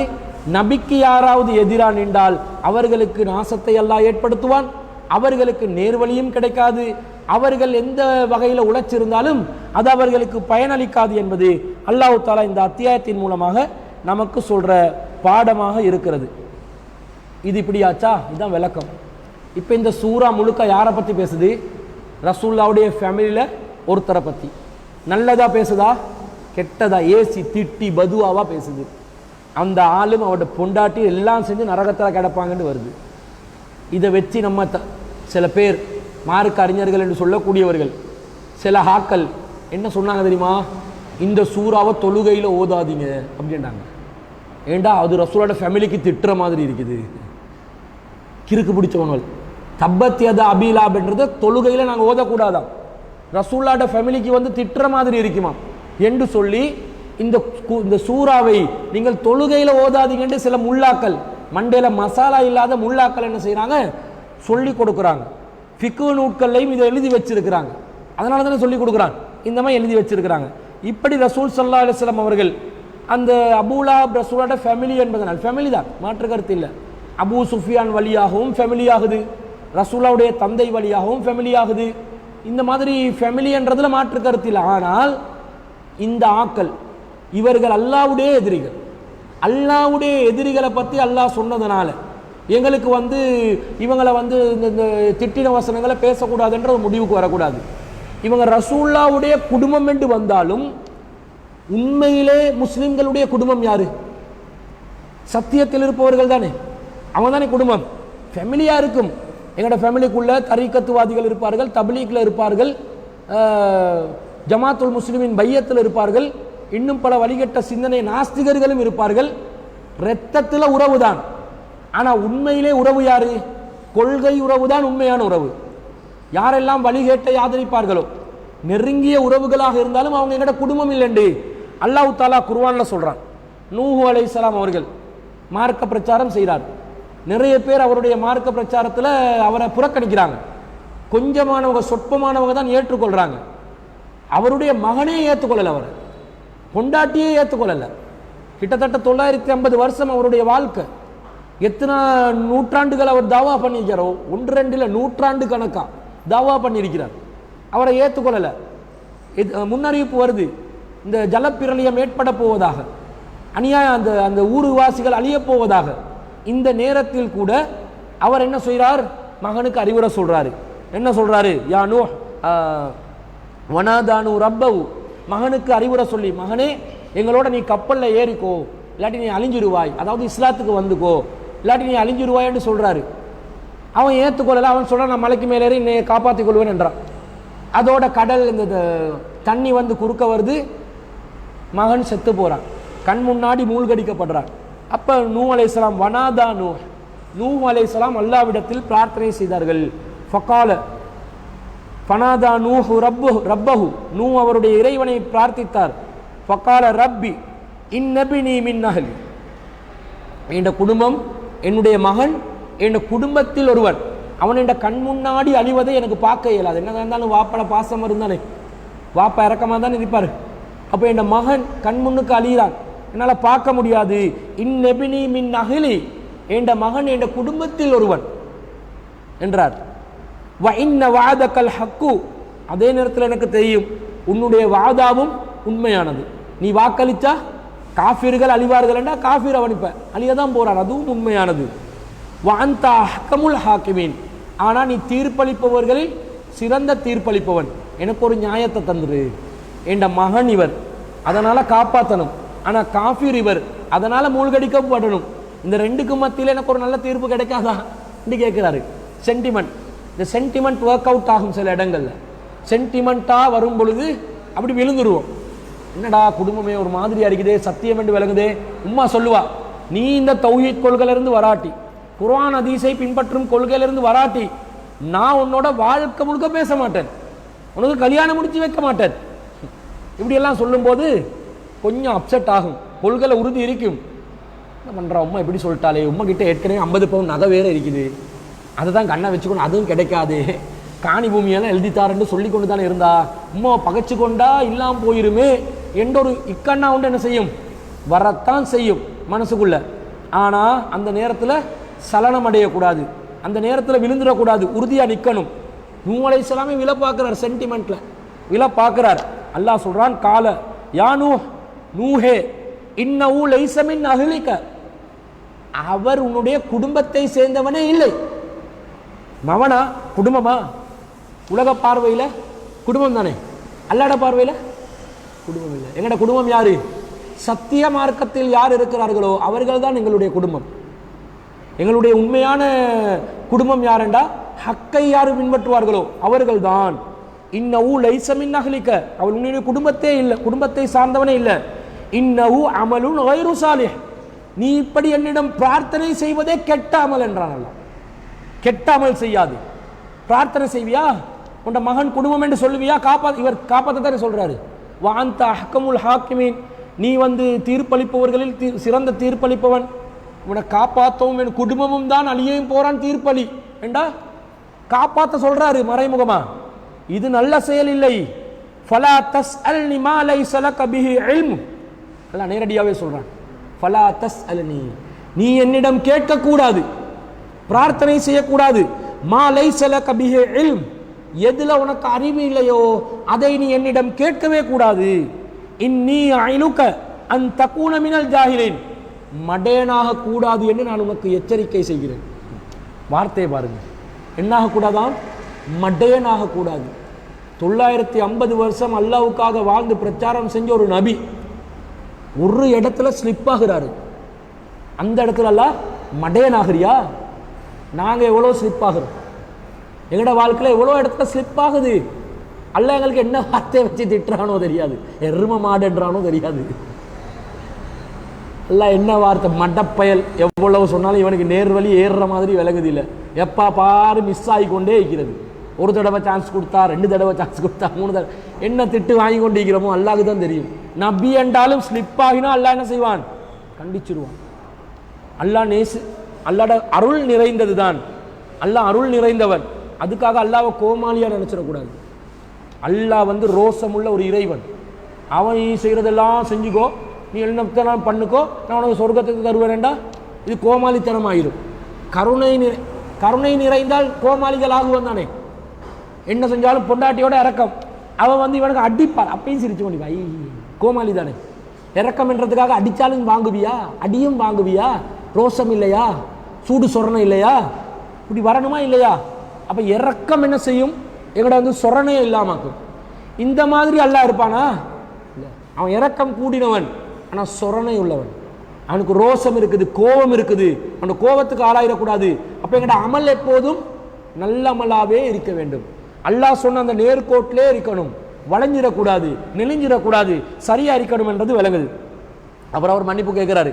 இது 11வது அத்தியாயத்தில் 45 முதல் 46வது வசனம் வரைக்கும் இருக்கக்கூடிய செய்தி. இப்ப நூஹு அலைஹிஸ்ஸலாத்துடைய மகன் குடும்பத்தொருவராக இருந்தும் அவன் இஸ்லாத்தை ஏற்காததுனால குடும்பம் இல்லைன்னு அல்லாஹ் சொன்ன பிறகு, அபூலஹப் ரசூலுல்லாஹ்வுடைய குடும்பமா இருந்தும் இஸ்லாத்தை ஏற்காட்டி குடும்பம் இல்லை. குடும்பத்தை திட்டுறதுனால நாங்கள் குர்ஆனை ஓதக்கூடாதுண்டா, தொழுகையில் ஓதக்கூடாதுன்னா அப்போ சும்மா குர்ஆன்லையும் ஓதக்கூடாதா? அப்போ டிலீட் பண்ணிடுவோமா அத்தியாயத்தை? எப்படி கள்ள பயல்கள் பாருங்க, என்ன சொல்றாங்கன்னு பாருங்க. மார்க்க விளக்கம் ஒரு மருந்துக்கு கூட இல்லைன்றதை பாருங்க. இதை பார்க்குறோம். அதே மாதிரி குர்ஆனில் 9வது அத்தியாயத்தில் 113, 114வது வசனங்கள்ல அல்லாஹ் முஷ்ரிக்கானவங்களுக்காக வேண்டி துஆ கேட்கக்கூடாதுன்னு அல்லாஹ் சொல்றான். மா கானலின் நபி வல்லதீன ஆமனு, இந்த நபியும் நம்பிக்கை கொண்டவர்களும் ஐயஸ்தகுஃபிரூ லில் முஷ்ரிகீன், முஷ்ரிகீன்களுக்காக வேண்டி பாவ மன்னிப்பு கேட்கக்கூடாது. வலவ் கானு உலி குர்பா, அவர்கள் நெருங்கிய உறவினர்களாக இருந்தாலும் சரி. மிம்பஅதி மா தபய்யன லஹும் அன்னஹும் அஸ்ஹாபுல் ஜஹீம், அவர்கள் நரகவாதிகள் என்று தெரிந்த பிறகு, முஷ்ரிக்குகள் காஃபிர்கள் நரகவாதிகள் என்று விளங்கின பிறகும் அவர்களுக்காக பாவ மன்னிப்பு கேட்கக்கூடாது. என்று அல்லாஹ் சொல்றான். ஒருத்தர் சிறுக்கிலே மௌத்தா போனாரு, சிறுக்கிலே மௌத்தா போனா சொர்க்கத்துக்கு போவாரா? இல்ல. உமை யுஸ்ரிக் பில்லா ஃபக்கத் ஹர்ரமல்லாஹு அலைஹில் ஜன்னா, யார் அல்லாஹ்க்கு இணை கற்பித்து விட்டார்களோ அல்லாஹ் அவர்களுக்கு சொர்க்கத்தை ஹராம் ஆக்கிட்டான். ஹராம் என்றால் இனிமேல் போக இயலாது. அப்ப நம்ம ஃபேமிலியில நல்ல நெருக்கமான ரொம்ப நெருங்கிய உறவுகளாக இருக்கக்கூடியவங்க, நல்ல பாசம் உம்மா வாப்பா, வாப்பா அம்மா உம்மம்மா, யாராவது சிறுக்கிலே மூழ்கி இருக்கிறாங்க. எப்போ பார்த்தாலும் நல்ல நேரம் கெட்ட நேரம் பார்க்கறது, ஜோசியம் பார்க்கறது, எப்போ பார்த்தாலும் சூனியத்தை நம்புறது, எப்போ பார்த்தாலும் அவங்க கந்திருஷ்டியை நம்புறது, அதே மாதிரி அல்லாஹ்க்கு பதிலாக அவுலியாக்களுடைய நம்பிக்கை. எங்க சரி கால் தடிக்கு விழுந்தாலும் யா முஹியத்தீன்னு தான் கூப்பிடுறது, யா அல்லாஹ் என்று சொல்றது இல்லை. கபறுகளில் போயிட்டு மண்டையை முட்டி கொண்டே வைக்கிறது, தேய்ச்சி தேய்ச்சி தேய்ச்சி கபரில் போயிட்டு பச்சை புடவை மாற்றுறதும், விளக்கு பற்ற வைக்கிறதும், எண்ணெயை ஊற்றுறதும், பாலை ஊற்றுறதும், அதை செய்கிறதும் இதை செய்யறதும், சந்தனத்தை தடவி கொள்றதும், இந்த மாதிரி மூட நம்பிக்கையிலே இருக்கிறாங்க. மௌத்தா போயிட்டாங்க. அப்போ அவங்க பாவம் நல்ல இறக்கம், எனக்கு நிறைய உதவி செஞ்சுக்கிறாங்க, அல்லாஹ் அவருடைய பாவத்தை மன்னிச்சு கேட்க இயலாது. ஏன்? சிறுக்குவாதிகளாக இருந்தா நிரந்தரமாக நரகத்தில் இருப்பாங்கன்னு அல்லாஹ் சொல்லிட்டார். ரசூல்லாவுடைய பெற்றோர்களுக்கு கூட அல்லாஹ் தஆலா இஸ்திஃபார் செய்கிறது அல்லாஹ் தடுக்கிறான். ரசூலா கேட்கிறான், இந்த தாயாருக்காக வேண்டி நான் பாவ மன்னிப்பு கேட்கலாமா என்று கேட்கும்போது அல்லாஹ் தஆலா அதை தடுக்கிறான். அப்போ நான் கபரை மட்டும் ஜியாரத் பண்ணி வரலாமா? அப்போ கபரை மட்டும் என்னமெண்டா பார்த்துவாங்க, பாவ மன்னிப்பு கேட்கலாது. ஏண்டா ஆமினா அவர்கள் சிலை வழிபாட்டில் இருந்தார்கள், அல்லாஹ்க்கு இணை கற்பித்தவராக இருந்தார்கள். அவங்க முஸ்லீமா வாழல, முஸ்லீமா வாழாட்டி நரகவாதி தான். ரசூலாவுடைய தந்தையை பற்றி கேட்குறாங்க. ஐநா அபி என்ற ஒரு நபி தோழர் கேட்கிறார். ரசூலா சொல்றாங்க ஃபின்னார், நரகத்தில் இருப்பார்.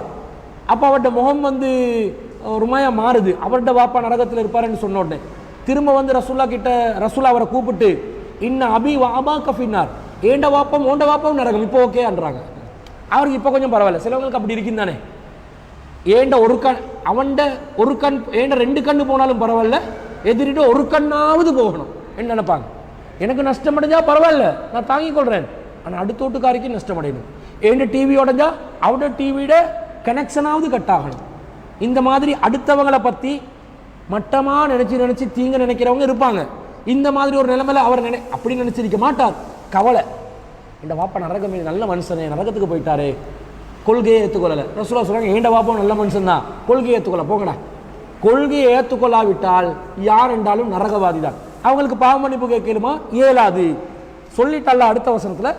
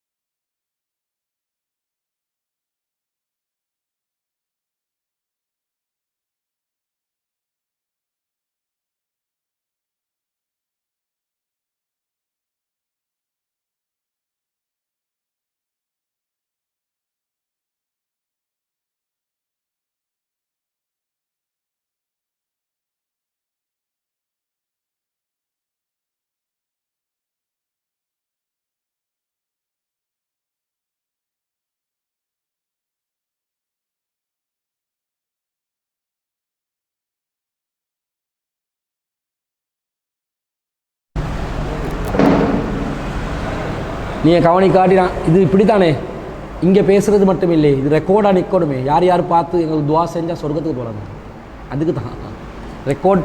இந்த வியூஸ் பார்க்குறதுக்கு இல்லை, சேனலில் சப்ஸ்கிரைபர்ஸ் எடுக்கிறதுக்கு இல்லை. சரி, லைவ் ஆகும். இதில் மக்கள் பார்க்க பார்க்க எனக்கு நன்மை கூட கிடைக்கும். சரி, அப்போ அல்லாஹ்வுடைய எதிரி என்று ரெக்கார்ட் ஆகுதில்லை, ரெக்கார்ட்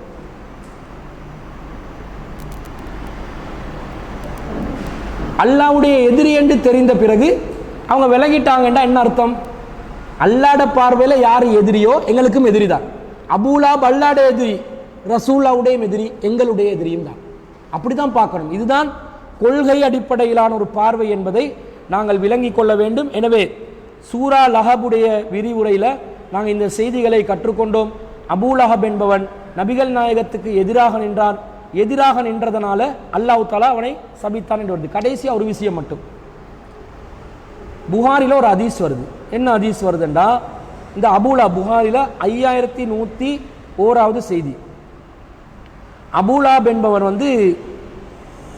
நரகத்தில் வேதனை செய்யப்பட்டு கொண்டிருந்தாலும் அந்த அபூலாபுடைய விரலுக்குள்ளே ஒரு விரல் ஒன்று இருக்கும். அந்த விரலுக்குள்ள அவனுக்கு நீர் புகட்டப்பட்டு கொண்டு இருக்கும். நரகத்தில் தான் அபூலாப் இருப்பான். ஆனால் அபூலஹப்ட விரலுக்குள்ளால அவனுக்கு நரகத்தில் தண்ணீர் அவனுக்கு புகட்டப்படும் என்று புகாரில 5101வது செய்தியாக வருது. இந்த செய்தியை வச்சு என்ன சொல்றாங்கடா, சுன்னத் வல் ஜமாத் உலமாக்கள், சுன்னத் வல் ஜமாத்தை சேர்ந்தவர்கள், தப்லீக்கை சேர்ந்தவர்கள், மதுஹபை சேர்ந்தவர்கள் என்ன சொல்லுவாங்கடா, அபூ லஹப் என்பவன் நரகத்தில் இருந்தாலும் அவருக்கு அல்லாஹ் தஆலா ஒரு விசேடமான சலுகை நரகத்தில் கொடுக்குறான் அப்படி என்று சொல்லி சொல்றாங்க. இந்த புகாரில வரக்கூடிய ஒரு செய்தி தான். ஆனால் இந்த செய்தி அபூ லஹபுடைய குடும்பத்தில் இருக்கிற ஒருத்தர் கனவு கண்டதா வரக்கூடிய ஒரு செய்தி. இப்படி ரசூல்லா சொன்னதா வரல. அபூ லஹபுக்கு நரகத்தில் இந்த விரலால நீர் புகட்டப்பட்டு கொண்டு இருக்கும் என்று அல்லாஹ்வின் தூதர் சொன்னார்கள் என்று வரல. புகாரில தான் வருது. ஆனா எப்படி வருது, அபூ லஹப் குடும்பத்தில் ஒருத்தர் கனவு கண்டாங்களாம். அந்த குடும்பத்தில் ஒருத்தர் யாரென்று வரல. யாரு குடும்பத்தில் ஆளு, யாரு கனவு கண்டது, அவங்க முஸ்லிமா காஃபிரா வரல. கனவு கண்டாங்களாம் இப்படி வாரதாக. அபூ லஹப் குடும்பத்தில் ஒருத்தர் கனவு கண்டதனால அது இஸ்லாம் ஆகுமா? இஸ்லாம் ஆகாது. இஸ்லாம் என்றால் ரசூலா சொல்லியிருக்கணும், அல்லது ரசூல் ஸல்லல்லாஹு அலைஹி வஸல்லத்துக்கு சொல்லி அல்லாஹ் சொல்லியிருக்கணும், அல்லது அல்லாஹ் குர்ஆன்ல சொல்லியிருக்கணும். வரல. புகாரில வந்ததனால அபூ லஹபை நாங்கள் என்னமோ மட்டம் தட்டி பேசக்கூடாது என்றாங்க தானே, அதுக்கு இதை காரணமாக காட்டுவாங்க. மட்டம் தட்டி பேசக்கூடாது, நரகத்திலே அவருக்கு விதிவிலக்கு கொடுக்கப்படுது. என்ன காரணம் என்றா இவங்க ஒரு கதையை அதுக்கு ஜோடிப்பாங்க. ரசூல் ஸல்லல்லாஹு அலைஹி வஸல்லம் அப்துல்லாக்கு பிறந்த உடனே, அப்துல்லா என்று ரசூலோட வாப்பாக்கு ரசூல்லா முஹம்மது என்ற ஒரு குழந்தை பிறக்கிறாங்க. இந்த செய்தியை அபூ லஹபுடைய அடிமை அபூ லஹபுக்கு சொல்லும் போது, அபூ லஹபுடைய அடிமை ஒரு பெண்ணு, அந்த பெண்ணு ரசூல் ஸல்லல்லாஹு அலைஹி வஸல்லம் அபூ லஹபுக்கு சொன்ன உடனே அபூ லஹப் என்ன செஞ்சாராம், இந்த சந்தோஷத்தில் என்ற சகோதரனுக்கு ஆம்பளை புள்ள பிறந்திருக்குது என்ற சந்தோஷத்தில் அந்த அடிமை பெண்ணை விடுதலை செய்கிறான். அந்த விடுதலை செஞ்சதுனால, அதாவது ரசூலா பிறந்தனால ரசூலாவுடைய அந்த மீளாத அபூ லஹப் என்ன செஞ்சானாம், கொண்டாடினதுனால அந்த மீளாத கொண்டாடினதுனால ரசூலோட பிறப்புக்கு சந்தோஷப்பட்டதனால அந்த கைகளுக்கு என்ன செய்யறான் அல்லாஹ், விரல் வழியா நீரை கொடுத்து நரகத்தில் தாகம் தீர்க்கிற மாதிரி ஒரு நிலைமையை ஏற்படுத்தினான்னு இவங்க ஜோடிக்கிறாங்க ஒரு கதையை. இப்போ இந்த மாதிரி ஒரு சம்பவம் ரசூலோட வாழ்க்கைக்கு முன்னாடி நடந்ததாகவே வைத்துக்கொள்வோம். இது இஸ்லாத்தில் ஆதாரமா? இல்லை. மகன் பிறந்தான் என்ற சந்தோஷம் என்றது உலக காரியம் உண்டு, அதுக்கு அவன் விடுதலை பண்ணியிருப்பான். ஆனால் ரசூலா தூதரா வரும்போது கொண்டாடினானா? இல்லை. தூதரா வரும்போது என்ன செஞ்சான், மண்ணை தான் அள்ளி வீசுறான். எந்த கை அல்லாஹ் நாசமாக்கணும் என்று சொல்றானோ அந்த கையால நரகத்தில் அவருக்கு தண்ணி கிடைக்கணும். எப்படி நேர்முறைனா நிக்கிறாங்க குர்ஆனுக்கு. அல்லாஹ் தப்பத் யதா, ரெண்டு கையும் நாசமாகட்டும் என்ன அர்த்தம்? உலகத்தில் கைக்கு சிறங்கு பிடிக்க போது என்ன அர்த்தமா? இல்லை. நரகத்துக்கு போகும்போது அந்த கைகளுக்கே ஸ்பெஷல் தண்டனை கிடைக்கும், மண்ணள்ளி வீசினதுனால. வத்தப்ப, நீயும் நாசமா போ, உன்னோட நரகத்தில் முழுசா நாசமாகுவான். நீ மட்டுமில்லை, உன்னோட பொண்டாட்டி நாசமா போ என்று எல்லாரையும் நாசமாக்க எந்த கை தீப்பத்தி எரிஞ்சு கொண்டு நரகத்தில் இருக்குமோ அந்த கையால தண்ணி வரும் என்று ஒருத்தி சொன்னான் ஒரு செய்தி வந்ததுனால அந்த மனுஷி யாரென்றே தெரியா, யாரு கனவு கண்டே தெரியா.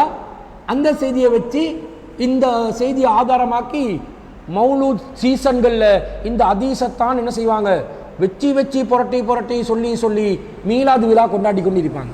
எவ்வளோ வழிகேடுன்னு பாருங்க, எவ்வளோ தவறான கருத்துன்னு பாருங்க. இதை பார்க்குறோம்.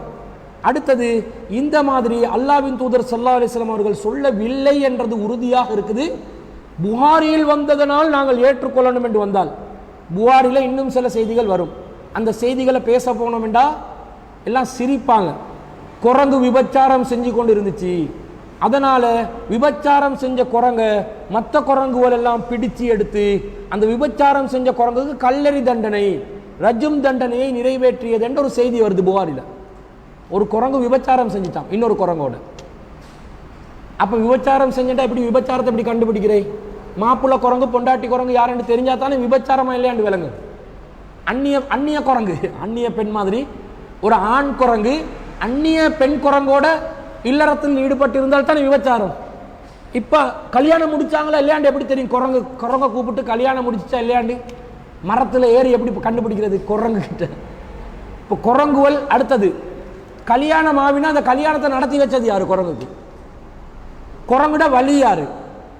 இந்த நிக்கா சட்டம் எல்லாம் மனுஷனுக்கு தானே. மனுஷன் சட்டம் குரங்குக்கு போட்டால் இப்போ மனுஷன் எல்லா சட்டத்தையும் தானே போடணும். குரங்கு பெண் குரங்குக்கு கொடுத்த மகர் என்ன?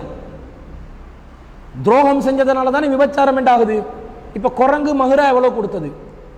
குரங்குக்கு வந்து இந்த தீர்ப்பு கொடுத்த குரங்கு யாரு? நீதிபதி குரங்கு. நீதிபதி குரங்கு வேணும், வழி குரங்கு வேணும், மகர் பெண் குரங்கு வேணும், ஆண் குரங்கு, மாப்பிள்ள குரங்கு, பொம்புல குரங்கு, இந்த பொண்ணு குரங்கு.